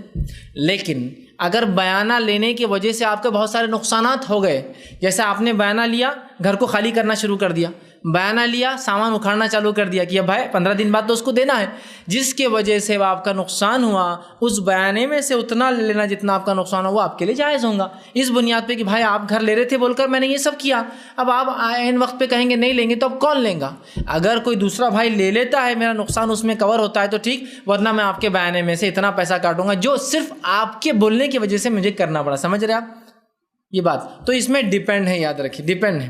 اگر آپ کا کوئی نقصان نہیں ہو تو میں کہوں گا آپ بالکل واپس کر دیں، اس لیے کہ آپ سنیں کہ ایک روایت حدیث ہے، آپ نے فرمایا کہ اگر کوئی شخص کسی کو کھیت دے، ہوتا ہے نا کھیت فصل کی حد تک کھیت دے دیتے ہیں، جیسا کہ موسم بھی آ گئی بھائی اب آپ میرا کھیت ہرازی کر کے لے لو، اس کے بعد آپ وہ کریں گے. آپ نے فرمایا کوئی دے اور اگر اس میں فصل خراب ہو جائے تو مالک کا کام ہے کہ اس کو اس کے پیسے واپس دے دے، چونکہ جھاڑ تو تمہارے تھے، فصل تو اصل تمہاری تھی، وقت پہ تم نے بیچا اور تبھی بارش آن پڑی تو اپنا بھائی وہ تو بالکل دیوالا نکل جاتا نا اس آدمی کا. تو آپ نے فرمایا تو اس کا پیسہ دے دو، اس لیے کہ اس نے کچھ بھی فائدہ نہیں اٹھایا نا تمہارے مال سے، ہے نا. تو یہ بات سمجھنا چاہیے. اب ہم بہت سے لوگ ضد کرتے ہیں بول کر سامنے والا بھی پھر وہ کرتا ہے. ایسا ایک مثال دیتا ہوں. ایک صاحب نے بیانہ لیا کہ بھائی آپ کا گھر میں بنا کر دوں گا، کنسٹرکشن کے لیے ایڈوانس بیانہ بھی لیتے ہیں نا اس کے لیے. کہا کہ میں اتنے روپے اسکوائر فٹ سے آپ کا گھر بنا دوں گا، ٹھیک ہے اتنے. اور ہوا یوں کہ 3 مہینے بعد آسمانوں کو چھو گئی قیمتیں. تو وہ شخص آیا اور کہا، یہ کنڈیشنل تھا، قیمتیں جب جو تھی اس کے حساب سے بیانہ لیا گیا تھا، اب قیمتیں جو آسمان کو چھو رہی تو کہا نہیں بنانا تو یہ قیمت میں پڑے گا. تو آپ کو بھی تو تھوڑا سمجھنا چاہیے نا کہ وہ آدمی کہ اپنے جیب سے ڈال کے بنا کے دیں گا آپ کو گھر. جو ریتی 1000 روپئے سمجھو مثال کے 1000 روپئے ٹرک آتا تھا، اب 10,000 روپئے ٹرک ہو گیا، تو کیا 9,000 وہ جیب سے ڈالیں گا آپ کے گھر بنانے میں؟ وہ بزنس کر رہا ہے یا صدقہ کرتا اور خیرات کرتا لوگوں گھر بنا کے دے کر؟ بزنس کر رہا ہے نا، کیسے کر پائیں گا؟ اب آپ ضد کریں گے اور پھر بولیں گے اس نے میرے کالمس کے اندر کھڑی کی جگہ اینٹیں بھر دیا، بیمس کے اندر پورے بیچ میں جو ہے بارس کی جگہ جو ہے پلاسٹک کی کچھ ڈال دیا. تو آپ نے اس کو مجبور کرنا ہے، تجھے تو دینا ہے، منڈی میں تیری وہ کرتا ہے اس لیے کہ تو نے لکھ کر دیا ہوا ہے. تو یہ تو زیادتی ہے نا. تو آپ کو بھی سمجھنا چاہیے، ٹھیک ہے. تو اس حدیث میں جو بات آ رہی ہے کہ اگر کھیت ڈوب جائے تو پیسے دے دینا چاہیے، اس لیے کہ اصل تو کھیت تمہارا ہی تھا نا. اگلی بار تم کو تو فصل آ جائیں گے لیکن اس کا تو بڑا غرق ہو جاتا ہے نا، تو دے دینا چاہیے. یہ شریعت یہی چاہتے. لیکن اگر اس میں آپ کا واقعتاً نقصان، جیسا کہ آپ نے کھیت دیا ہو، کھیت دینے کے بعد اس نے کوئی دوا اور کوئی غلطی کی جس کی وجہ سے وہ خراب ہو رہے، پھر ضروری نہیں. نیچرل ڈیزاسٹر میں ہے یہ معاملہ، اچانک بارش ہے، پوری موسمبیاں خراب، پورا چیکو خراب، پورا انار خراب، پورا خراب ہو گیا، تو ظاہر سی بات ہے اس میں اس کو کوئی ہاتھ نہیں تھا بیچارے کا، دینا چاہیے. لیکن اس کے ہاتھ سے لایا ہوا ہے تو بہرحال پھر آپ جیسا کہ پھل کو وقت سے پہلے کاٹ کے رکھ دیا، پکتے نہیں اور سڑ گئے، اس میں وہ ذمہ دار تھوڑی ہے. پھر بھائی تم کو سمجھ ہونی چاہیے تھی جب تم کوئی چیز خریدتے ہو اس کا استعمال کیسے کیا جائے، وہ کام ہو گیا. تو اس بات کو شریعت ڈیپینڈ ہے، کنڈیشنل ہے، کیسے شرائط لیتے وقت لگائے گئے تھے اور کیا کیا ہوا. لیکن اگر شرائط لگنے کے بعد بھی میں کہوں گا اگر آپ کا نقصان نہیں ہوا تو لوٹا دینا یہ تقوی سے زیادہ قریب ہے، اچھائی سے زیادہ قریب ہے. جی کسی نے ایک سوال لکھ کر دیا، بینک سے جو انٹرسٹ کا پیسہ آتا ہے کیا اسے غریبوں کی مدد کر سکتے ہیں؟ مثلاً کسی کی شادی میں دے سکتے، دے دیا، یا سائیکل وغیرہ خریدیں. کسی نے ایک سوال کیا کہ جو بینک میں جو پیسہ رکھنے سے کچھ پیسہ انٹرسٹ کا آتا ہے اس کو کیا غریب کو شادی میں کہیں دے سکتے ہیں؟ دیکھیے میں آپ کو بتا دیتا ہوں کہ یہ پیسہ کس کو دیا جا سکتا ہے تو آپ سمجھ جائیے، وہ حالات میں تو آپ دے سکتے ہیں. انٹرسٹ کا پیسہ چونکہ حرام ہے، یہ صرف ایسے شخص کو دیا جا سکتا ہے جس پر حرام واجب ہو گیا ہے. حرام اور خاص حرام آدمی کو نہیں دیا سکتا، شادی میں نہیں دیا جا سکتا، اس لیے کہ شادی ایسی چیز نہیں ہے جس میں جو ہے حرام واجب ہو جائے. انسان حرام واجب ہو جائے مطلب کیا؟ مطلب یہ چونکہ یہ پیسہ حرام ہے اور وہ اتنا مجبور ہے کہ اس کے لیے حلال پیسہ نہیں اپنے گزارے کا. جیسا کہ ایک انسان اتنا مجبور ہے کہ کچرے کے ڈبے پر بیٹھ کے کچرے میں سے کھانا چن کر کھاتا ہے، تو یہ کوئی عام آدمی کر سکتا ہے کچرے کنڈی بیٹھ کر؟ ایک انسان یا ایک مرد یا عورت ہے جس کو آپ ننگا دیکھتے سڑک پر بیٹھا ہوا، اس پر حرام واجب ہے. مطلب اس کو چونکہ سطح ڈھانکنا ضروری ہے، کپڑا نہ ملے تو تھوڑا بہت کپڑا لے کر کسی کا چرا کر بھی ڈھانک سکتا ہے، صرف اس حد تک اور بعد میں اس کو لوٹا دے، تو مجبور ہے، سمجھ رہے ہیں؟ تو یہ پیسہ صرف اس کو دیا اس پہ حرام واجب ہے. اب عام حالت میں کس کو دے سکتے آپ؟ میں نے 2 مثالیں دے دی، کچرا چن کے بیچارے جو کھا رہے ہیں، سڑک کے اوپر ننگے رہ رہے ہیں، ایسے لوگ آپ کو ہر جگہ ملیں گے. اس کے علاوہ ایسا شخص جس کا ایکسیڈنٹ ہو جائے یا ایسی بیماری ہو جائے جو بیماری کا علاج کو لاکھوں روپے لگتا ہے اور اس کے پاس نہیں ہے، تو چارہ دو ہی ہے، یا تو گھر پہ رہو اور مر جاؤ یا ڈاکہ ڈال کے علاج کرو، اور وہ دونوں نہیں کر سکتا. گھر پہ رہ کر موت بھی اس کے لیے تکلیف دہ ہو رہی ہے، ڈاکہ ڈال بھی نہیں سکتا ہے، حرام واجب ہے نا. تو ایسے شخص پہ 4 لاکھ خرچہ، 4 لاکھ کہاں سے لائیں گا بیچارہ؟ سب کچھ بیچ چکا ہے، کچھ نہیں، سارا. یا کوئی شخص کا ایکسیڈنٹ اور لاوارث ملا ہو، آپ زندہ تو ہے، دواخانے لے جاتے، ڈاکٹر بولتا ہے بھائی 1 لاکھ روپے دیجیے اس کے بغیر علاج نہیں، اور آپ 1 لاکھ روپے اس پہ خرچ نہیں کر سکتے، اور وہ تو بیچارہ بے ہوش ہے، اس کو تو کچھ ہو ہی نہیں. یا اگر ہوش میں بھی ہے تو بول رہا ہے میں بس پیسہ ہی نہیں، میں گھر سے نکلا تھا ویسے ہی بے گھر ہوں، میں فلاں. اب کیا کریں گے؟ تو ایسے آدمی کے لیے حرام واجب ہے نا، یا تو چوری کر کے علاج کرائے تو مر جائے. تو یہ پیسہ صرف اس شخص کے لیے لاگو ہے جس پہ حرام واجب ہے. اس کو قطعاً مسجد اور مدرسے میں اور طہارت خانے بنانے میں مسجد مدرسے اور گھر کے استعمال نہ کرے، اس لیے کہ وہاں ہم پہ حرام واجب ہے. کیا پیشاب کو اگر طہارت خانہ نہیں رہا مسجد میں تو ہم کہیں بھی کر دیں گے، کچھ بھی کریں گے، کر کے آ سکتے. تو مسجد اور مدرسے یا اپنے گھر کا بیت الخلاء طہارت کی بنیاد ہے، اور جس کی بنیادی غلط ہوں گی اس کی کیا طہارت اور کیا عبادتیں ہوں گی. تو وہاں تو قطعاً کہیں بھی نہیں چلتا ہے. صرف جس پر حرام واجب ہوا ہے یہ پیسہ صرف اس کے لیے ہی لاگو ہے. تو آپ ایسے لوگوں کو ڈھونڈیں اگر ہو تو اور ان تک پہنچا دے. نہ ملے تو پیسہ رکھیے, جب بھی ایسے لوگ مل جائے تب ان تک لے جا کر وہ پیسہ پہنچا دیجیے. اور یہ غلط فہمی لوگوں کی بھی ہوتی ہے کہ بھائی پیسہ اگر بینک میں ہے انٹرسٹ کا, اسے لینا ہی نہیں چاہیے, وہیں چھوڑ دینا چاہیے. کچھ حد تک تو یہ بات لاجیکل دکھتی ہے, لیکن ہمارے ماحول میں لاجیکل نہیں یہ بات. جیسے مثال کے طور پر ایک صاحب بینک سے پیسہ نکالتے تھے, وہ انٹرسٹ کے پیسوں کیا کرتے, جلا دیتے تھے, اور وہ سمجھتے تھے یہی اس کا ایک حل ہے. دیکھیے, پیسوں کو جلانا قانوناً بہت بڑا جرم ہے, اس لیے کہ آپ ملک کی توہین کرتے ہیں کرنسی کو جلا کر. آپ اگر اس کیس میں پکڑے گئے تو بہت برا حال ہو جائے گا. وہ پیسے جتنے جلائے وہ تو ایک طرف رہ جائیں گے, چھوڑنے میں اس سے زیادہ رشوت دینا پڑیں گی آپ کو. سمجھا, وہ رسک کی طرف جائیے ہی مت کبھی بھی. سب سے بہترین چیز ہے یا تو کرنٹ اکاؤنٹ کھولیے. کرنٹ اکاؤنٹ میں آپ کو انٹرسٹ نہیں آتا ہے, اور اکثر بینکوں میں کرنٹ اکاؤنٹ آپ کھول سکتے ہیں, لیکن لوگوں کو پتہ نہیں ہے کہ کرنٹ اکاؤنٹ انڈیویجول نام پہ بھی کھلتا ہے. لوگ سمجھتے صرف بزنس کا نہیں, کرنٹ اکاؤنٹ آپ اپنے نام پہ کھول سکتے ہیں انڈیویجول, اس کو بتائیے جا کے. لیکن کرنٹ اکاؤنٹ کھولنے کے لیے آپ کو زیادہ ڈپازٹ دینا پڑتا ہے, معلوم آپ کو. جیسے آپ نے اگر سادہ بینک ہے, سمجھو اسٹیٹ بینک سے, تو 1000 لگتا ہے نا آپ کو سیونگ میں, کرنٹ میں لگتا ہے 10,000. اور اگر پرائیویٹ بینک ہے تو سیونگ میں لگتا ہے 10,000, کرنٹ کے لگتا ہے 50,000. ٹھیک, لیکن کرنٹ اکاؤنٹ کھولنے سے انٹرسٹ نہیں آتا. ایک وہاں جائیے. کرنٹ اکاؤنٹ کبھی کبھار حالات نہیں ہو سکتے, جیسا کہ بینک کی گورنمنٹ نے کچھ پالیسیز, بزنس سے کچھ ایسے رولس ہوتے ہیں جس میں آپ کے انڈیویجول اکاؤنٹ میں پیسہ آئے گا, یا ریفنڈس ہوتے ہیں, اس کے لیے آپ کو سیونگ اکاؤنٹ کھولنا ہی پڑتا ہے. ٹھیک ہے, جس میں آپ کا پیسہ آتا ہے. تو بہرحال پھر اس میں انٹرسٹ تو آئے گا, تو جلانا یہ کوئی حل نہیں, غلط ہے. اور خواہ ایک چیز کو آپ ضائع کر رہے ہیں جس سے کوئی اور فائدہ اٹھا, آپ کے لیے تو حلال نہیں, کوئی اور فائدہ اٹھا سکتا ہے. دوسرا ہے کہ اس میں چھوڑ دو نا, آپ کا پیسہ نہیں ہے تو.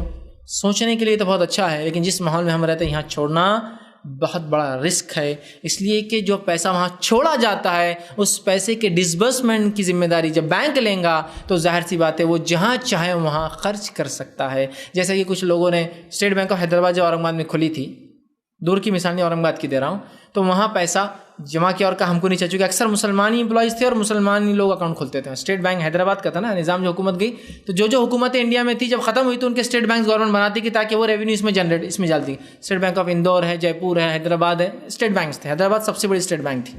تو بہرحال مسلمان تھے اس میں, تو کہا اسٹیٹ بینک مینیجر کو کہ آپ ہی ڈسبرس کر دیجیے, چونکہ وہاں ہوتا یہ ہے کہ آپ کو اس کو لکھ کر دینا پڑتا ہے, ایک چیک دینا پڑتا ہے, پھر وہ پیسہ نکالتا ہے آپ کا.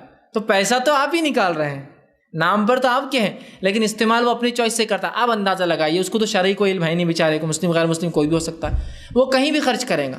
بلکہ ایک صاحب بتائیں لگے کہ میں نے اسٹیٹ بینک میں 1980 سے میرا اکاؤنٹ تھا, اور اس کو میں نے ذمہ داری دے دیا تھا کہ ہر بار کتنا انٹرسٹ ہوتا ہے بولنا, چیک لے لینا مجھ سے. وہ لیتا رہا, اور مجھے بعد میں کچھ زمانے بعد ایک ریسپٹ آئی, اور ساتھ میں ایک لیٹر آیا شکریہ کا, ایک ایسی تنظیم سے جو مسلمانوں کے خون بہانے میں سب سے بڑا ہاتھ ہے اس کا ہندوستان میں, کہ شکریہ آپ اتنے سالوں سے ہم کو پیسہ ڈونیٹ کرتے آ رہے ہیں.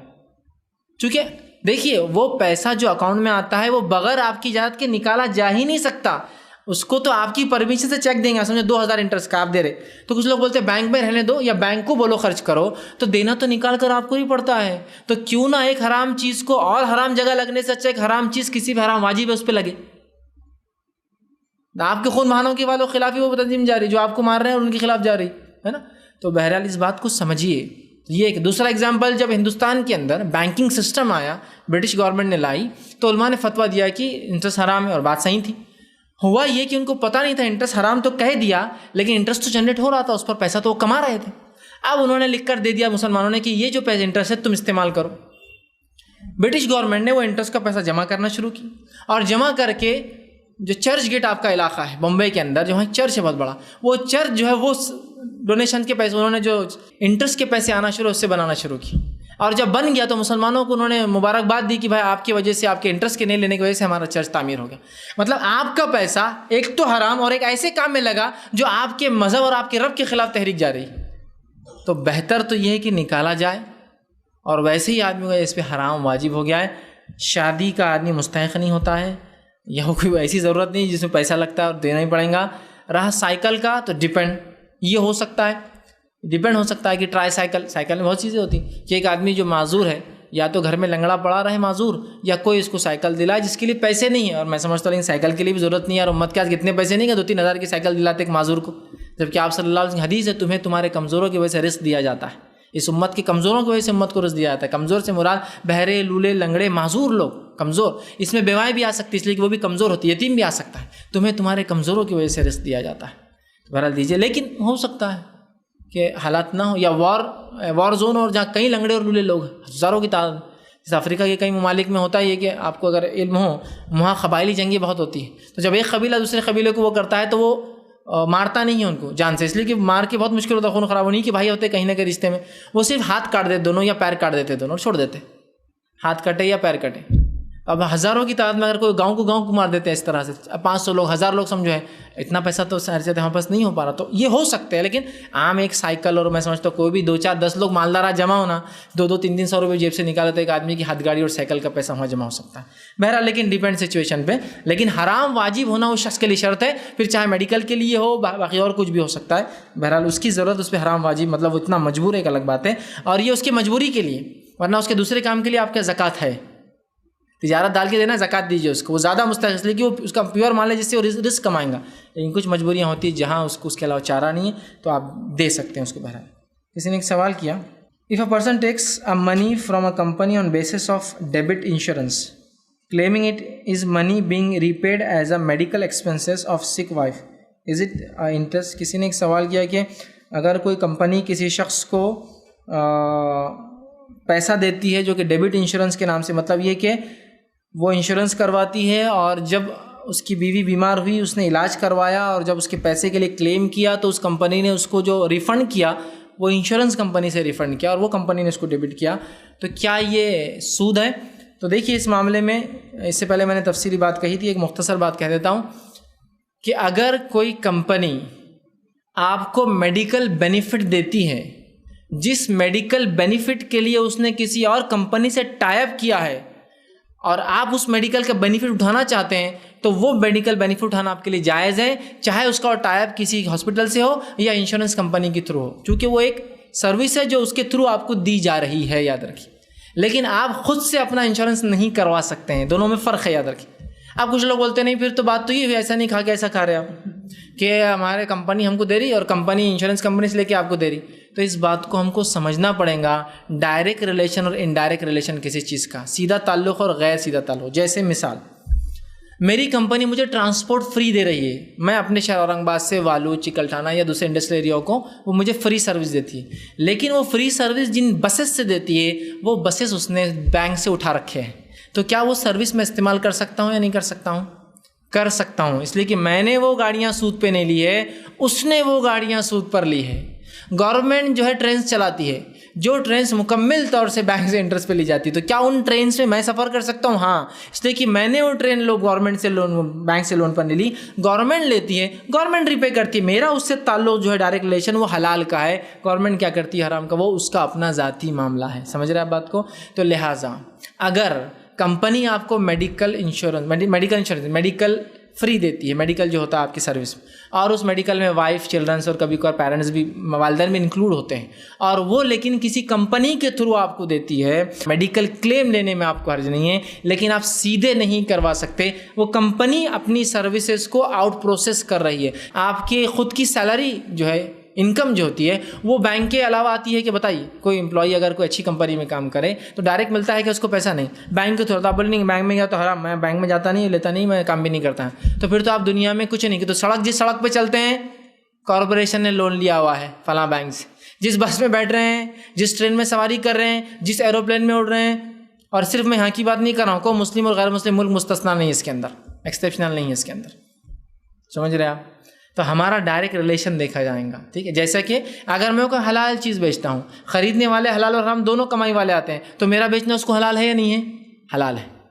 جیسا کہ میں سمجھ لیجیے لائٹ کی اکوپمنٹس بیچتا ہوں، اور میرے سے ایک آدمی آتا ہے جو اپنے گھر میں بلب لگاتا ہے، ایک آتا ہے اپنے کلب میں لے جا کے لگاتا ہے، مجھے کوئی پرواہ نہیں وہ کہاں لے جاتا ہے، میرا اس سے تعلق حلال کا ہے. تو اسی طرح آپ کو میڈیکل جو ہے انشورنس کمپنی نہیں دے رہی، آپ کی کمپنی دیتی ہے، لیکن اس نے اس کے دینے کا طریقہ آؤٹ پروسیس کیا ہے جو کمپنی سے آتا ہے، تو ایسا دیتی ہے تو درست ہے، لیکن سیدھے کرانا درست نہیں. سمجھے آپ؟ ایسا نہیں کھا کے ایسا نہیں کھا رہے آپ صحیح کھا رہے ہیں. کمپنی ایسا نہیں کھلا کہ آپ ادھر سے ہاتھ ڈال رہی، وہ اس کا مسئلہ ہے، آپ کا نہیں مسئلہ ہو. آپ سیدھا کر رہے ہیں، آپ اپنا کام کر رہے ہیں، اس کے اگین سروسز میں آپ کو فلاں سہولتیں، گھر ملتا ہے، یہ ملتا ہے، وہ ملتا ہے، تو یہ آپ لے سکتے ہیں. کہ تو اگر ہم اس کو حرام قرار دیں تو پھر بہت سی اور کمپنی آپ کو وہ بھی دیتی ہے، گھر دیتی ہے، وہ گھر جس زمین پہ ہوتا ہے وہ لون کا ہوتا ہے، وہ گھر جو رہتے لکھا ہوا رہتا ہے thanks to State Bank of India اور یہ ہائپوتھیکیشن فلاں فلاں، تو کیا آپ اس گھر میں نہیں رہیں گے؟ آپ کا تعلق اس بینک سے نہیں ہے، آپ کا تعلق آپ کی کمپنی سے، آپ ایک حلال کام کر رہے ہیں، اس نے کیا کیا اس کا مسئلہ ہے، سمجھ رہے؟ تو لہٰذا یہ فائدہ آپ اٹھا سکتے ہیں انشاءاللہ۔ جی میرا سوال موضوع سے متعلق ہے۔ بعض علماء سود جو ہے شب برات کو ثابت کرنے کے لیے ضعیف حدیث کا سہارا لیتے ہیں، اور جیسے سورۃ الدخان کی آیت جو لیلۃ المبارکہ جیسا ہے، اور حدیث ذریعے سے بکری کے بعد بھی اس کو آیت کی فضیلت ہے، تو ایسے علماء سود جو ہے اس کو ثابت کرنے کے لیے ضعیف حدیث کا سہارا لیتے ہیں، اور ضعیف حدیث کہتے ہیں کہ ضعیف حدیث وہی ہے جس میں ضعف آ جائے، جیسے انسان کے جسم کے اندر اعضاء ہوتے ہیں اور ہاتھ میں ضعف آ جائے تو اس کو نکال پھینک نہیں دیں گے، اس کو انسان کی حدود کہیں گے۔ اسی طرح ضعیف حدیث بھی ایک جو ہے ضعف کی وجہ سے حدیث کا ایک حصہ ہے، تو اسے قبول کیا جائے گا۔ تو ان حدیث کی بنا پر جو ہے اس کو فضیلت بیان کرتے ہیں اور پیش کرتے ہیں امت میں، اس کی کیا؟ میں نے ایک اچھا سوال کیا کہ بہت سے علماء جو ہے جو جانتے بوجھتے کتاب و سنت سے انحراف کرتے وہ علماء سو ہوتے ہیں، جو غلط طریقے پہ ہوتے ہیں، تو ایسے لوگ کیا کرتے ہیں ضعیف حدیثوں کو لیتے اور کہتے ہیں ضعف تو حدیث میں ہے، جیسا کہ انسانی جسم میں اگر کوئی ضعف کمزوری آ جائے تو اس سے کوئی فرق نہیں پڑتا، تو لہٰذا ضعیف حدیث بھی تو حدیث کا ایک حصہ ہے، تو بہرحال اس کو لے کر وہ بیان کرتے ہیں۔ تو میرے بیان میں دیکھیے میں نے ضعیف اور صحیح دونوں کا دلائل دے دیا۔ اگر کوئی موضوع اور ضعیف روایتوں کو بھی لے لے جو آتی ہے اس کے تعلق سے 5 7 یا 10، ان روایتوں کو بھی لے لے تو اس رات کو منانا ثابت نہیں ہوتا، اس رات کا نام ثابت نہیں ہوتا، اس میں کوئی مخصوص عبادت ثابت نہیں ہوتی، یاد رکھیے۔ دوسرا ان کا یہ کہنا کہ نہیں حدیث تو حدیث ہے، ضعف ہونے سے کیا حدیث کو انکار کر دیا جائے گا، تو یاد رکھیے یہ دوغلے لوگ ہوتے ہیں۔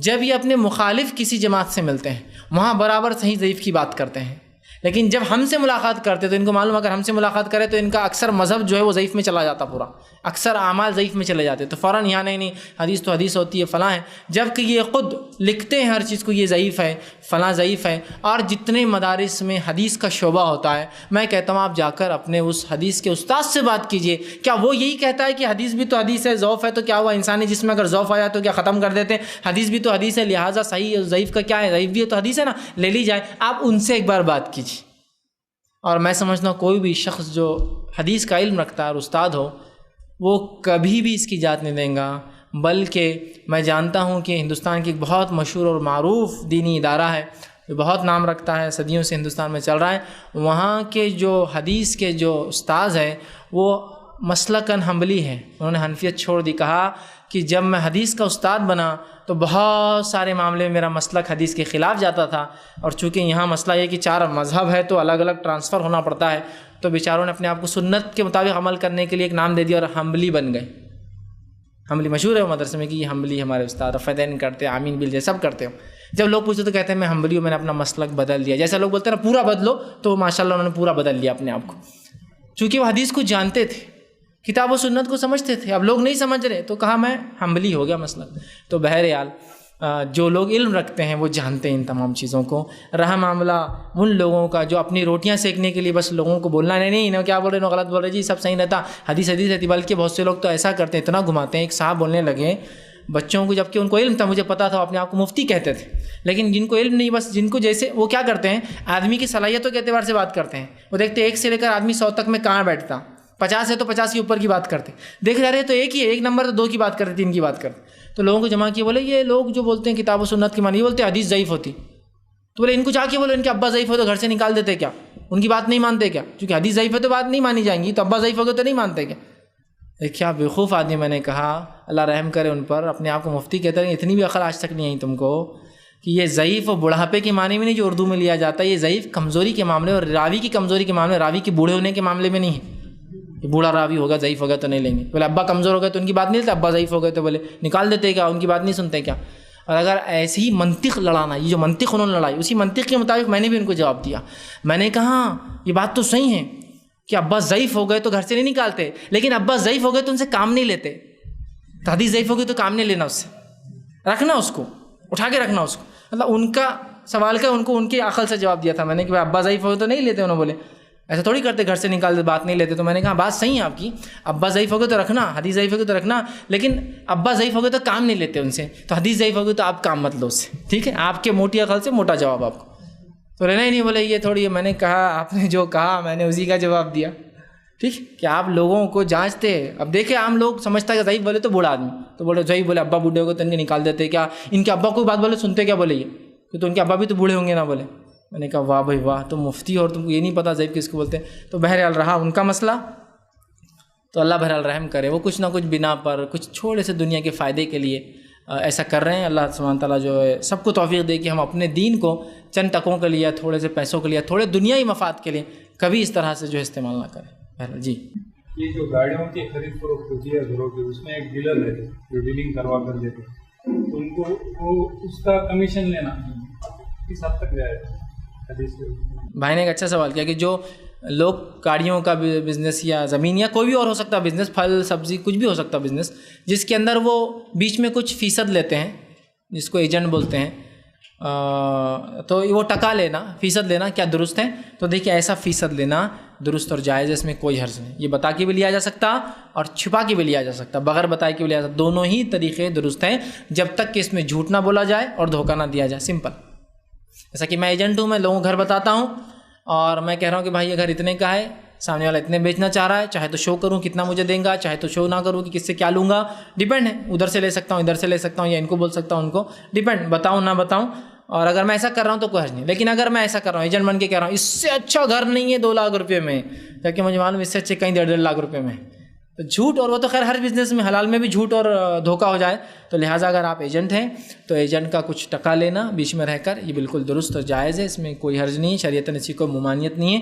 یہ بتا کے بھی ہو سکتا ہے، یہ چھپا کے بھی ہو سکتا ہے، لیکن اس میں یاد رکھنا چاہیے ایک جو بات ہے وہ ہے کہ چیز کا ریٹ MRP نہیں بڑھنا چاہیے. ایسا بہت سے لوگ ہوتے ہیں بولتے ہیں ارے یہ ڈاکٹرز اور یہ MR اور یہ ارے یہ ایسے رہتے حرام کماتے. کیسے حرام کماتے؟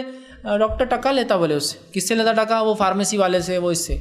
دیکھیے اس میں اصول کو سمجھنا ہے. اس اصول اگر MRP نہیں بڑھتا ہے تو اس ڈاکٹر کے لیے لینا حلال ہے. وہ ظلم کر رہا الگ بات ہے وہ فارمیسی والے پر، لیکن چونکہ اس کا MRP نہیں بڑھ رہا ہے. جیسے کہ اگر میں سیدھے فارمیسی میں جاؤں تو مجھے دوا مل رہی 100 روپے میں، اور اگر آپ کے ریفرنس سے گیا بھی تو 100 روپے میں، اور اس میں سے آپ کو کچھ ملتا ہے تو اسے میرا کوئی لینا دینا نہیں ہے نا. میرے کو چیز اسی میں آ رہی. میں ٹیسٹ کرنے جاتا ہوں 100 روپیز میں، آپ ٹیسٹ کو بھیجتے ہیں، آپ کو 40 روپیز ملتا ہے، 60 وہ رکھتا ہے، اور میرے تو 100 جا رہے. تو فرسٹ کیس میں بھی 100، سیکنڈ کیس میں بھی 100. تو یہ جائز ہے. رہا مسئلہ کہ ڈاکٹر اتنا ٹکا لے کے اس پہ ظلم کر رہا، وہ ان کا ظلم آپس کا ہے بھائی، وہ ان کا مسئلہ. لیکن سمجھ رہے ہیں بات کو؟ لیکن یہ جو سسٹم ہے جس میں MRP نہیں بڑھتا حلال ہے. تو سامنے والے نے کہا بھائی میری گاڑی ہے، آپ 50,000 میں بیچ دیجیے، یہی اس کا ہے. تو ایجنٹ اس کا ریٹ نہیں بڑھا سکتا، یاد رکھیں، ورنہ بہت سے لوگ لے لیتے ہیں 55 میں بیچ دیتے ہیں. نہیں، پھر وہ حرام ہو جائے. مالک نے، جب آپ مالک نہیں تو نہیں بیچ سکتے ویسے، ورنہ پھر حرام ہے ویسے تجارت جس میں آپ مال کے مالک نہیں اور بیچ میں رہ کر آپ پیسہ کھا رہے ہیں. تو آپ نے کہا بھائی یہ 50 کی گاڑی میں اس کو بیچ دوں گا، آپ سے 1,000 لوں گا اور سامنے والے سے 1,000 لوں گا، ٹھیک ہے؟ تو ٹھیک ہے، راضی ہے. 50 میں گاڑی بیچی، ان 50 اس کو دیے، 50,000 اس سے آئے، اس کو کہا کہ 1,000 آپ دیجیے، میرا معاملہ ختم ہوا. تو جب تک MRP نہیں بڑھتا ہے، آپ مالک بن کر نہیں بیچتے ہیں، صرف ایز اے ایجنٹ ورک کرتے ہیں، تو یہ حلال ہے کہ آپ اس کے اندر ٹکا بتا کر یا چھپا کر دونوں ہی انداز سے لیا جا سکتا ہے. اور اگر چھپا کر لے رہے تو MRP یاد رکھیے اس میں بڑھنا نہیں چاہیے. اگر ایسا ہو رہا کہ ڈاکٹر کے ریفرنس سے گئے تو 3,000 کا علاج اور بغیر ریفرنس کے 1,000 کا، تو یہ حرام ہوگا، اس لیے کہ اس میں ریٹ بڑھ جا رہا ہے. لیکن اگر 3,000 کا علاج ریفرنس سے بھی 3 میں ہوتا، ڈائریکٹ گئے بھی تو 3 ہوتا، تو آپ کا اس میں ٹکا لینا انشاءاللہ عزیز حلال ہے. اس میں کوئی قباحت یا برائی انشاءاللہ نہیں ہوگی. میں نے سنا ہے کہ جس شخص کو زیادہ بیٹے ہو جاتے ہیں وہ ان کے نام سے LIC کھلتے ہیں، اور وہ ان کو لگتا ہے کہ آگے چل کے میں ان کی شادی نہیں کر سکتا. تو کچھ علماء نے کہا ہے کہ یہ صحیح ہے، جائز ہے، تو اس کا آپ خلاصہ. میں نے ایک سوال کیا کہ جن لوگوں کو بیٹیاں ہو جاتی ہیں اور وہ جو ہے بولتے ہیں کہ ان کی شادی ہم نہیں کر پائیں گے، لہٰذا وہ اس طرح سے وہ LIC وہ نکال لیتے، اور کسی عالم نے کہا کہ ہاں یہ درست ہے. تو دیکھیے یہ جائز نہیں ہے.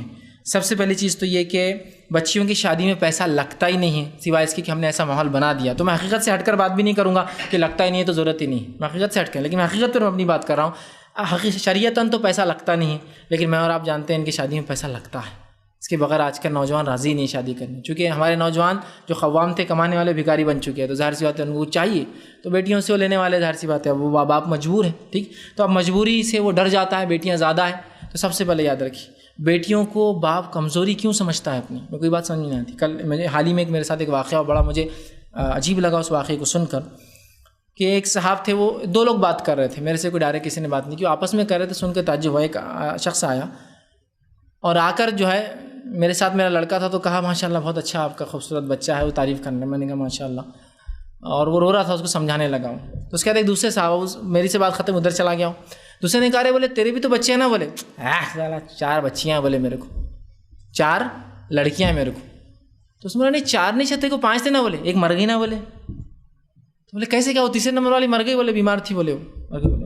اچھا وہ مر گئی بولے, تو پھر آپ 4 ہیں نا, ہاں آپ 4 ہے بولے, اس لیے میں نے 4 بولا بولے تیرے کو. تو وہ بولنے لگا ارے میرے کو بتایا بھی نہیں یار, تو اتنے میرے ساتھ رہتا, تیری ایک لڑکی مر گئی, اس کا انتقال ہو گیا, جو پیدا ہوئی تھی وہ کیا بولے, نہیں پیدا نہیں بولے, وہ تیسرے نمبر کی بولے, اور کچھ تو بھی اس کو فالٹ آ گیا تھا بولے دماغ میں اس کے, مر گئی بولے بھینچی بولے ختم ہو گیا بولے. تو مجھے امیزنگ لگنے لگا کہ اس نے جتنی اہمیت میرے لڑکے کو دی, اپنے بچیوں کو بھی اتنی اہمیت نہیں دے رہا تھا.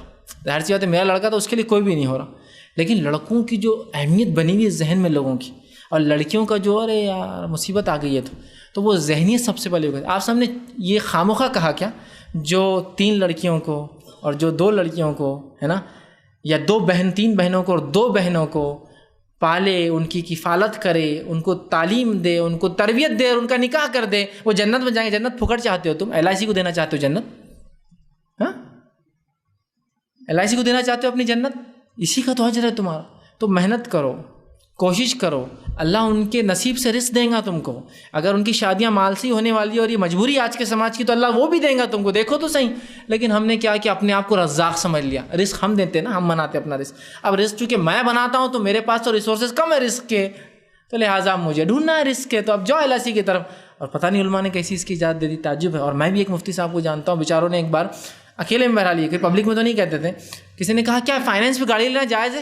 اب شاید انہوں نے لے رکھی ہوں گی تو اللہ ان پہ رحم کرے.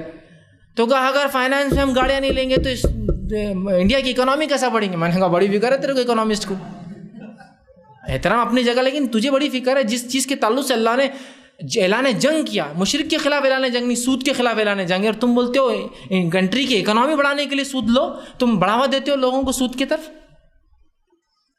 سود کے نقصانات کیا ہوتے ہیں یہ ہم تصور نہیں کر سکتے. معلوم آپ آج دنیا کی بدحالی کی ایک سب سے بڑی وجہ صرف سود ہے. معلوم صرف سود ہے سب سے بڑی وجہ بدحالی کی آج. اور اتنے انسان جو مارے جا رہے ہیں صرف سود کی وجہ سے مارے جا رہے ہیں, اس لیے کہ جہاں سود ہوتا ہے وہاں جنگ اور خون ریزیاں ہوتی ہیں. اس لیے اگر وہ نہیں ہوں گی تو سود پہ پیسہ لیں گے کون اور دیں گا کون؟ جنگ ہوں گی تو لوگ سود پر پیسہ لیتے ہیں, جو لوگ دینے والے بیٹھے ہیں. جنگیں کراؤ, ہتھیار بیچو, وہ پیسہ کریں گے. آپ سب کے زمانے میں یہودی کیا کرتے تھے؟ 2 ہی تجارتیں تھیں, کھجور کے باغات بھی تھے ان کے, لیکن اصل 2 تجارت تھی. ایک سود پر پیسہ دینا اور دوسرا سب سے اچھے ہتھیار بنانا. اوس اور خزرج کو لڑایا, ہتھیار بھی دونوں کو سپلائی کرتے تھے, سود پر پیسہ بھی دونوں کو دیتے تھے. اندازہ لگائی سود یہ ہے. سمجھ رہے نہیں سود کے نظام تو دے دیا آپ نے یاد کہ بھائی تیری بچیاں جاؤ تم کر لو LIC نکالو. LIC کیا یہ سود ہے. آپ کو جو 10 سال بعد اتنا مل رہا اتنا مل رہا, اور سود کے ساتھ ساتھ جھوٹ بھی ہے. معلوم آپ کو ملتا نہیں کچھ. امریکہ میں یہ سب پالیسیاں میچور ہونے کا ٹائم تو تھا جو یہ غبارہ پھوٹا پورا. کسی نے 20 سال پہلے جاب کو لگا تھا نوجوان گورنمنٹ جاب پر, تو وہ پیسہ کاٹتا تھا اپنے اس کے اندر سے. کتنا کاٹ رہا ہے؟ $500 پر منتھ. کتنا ملیں گا 20 سال بعد؟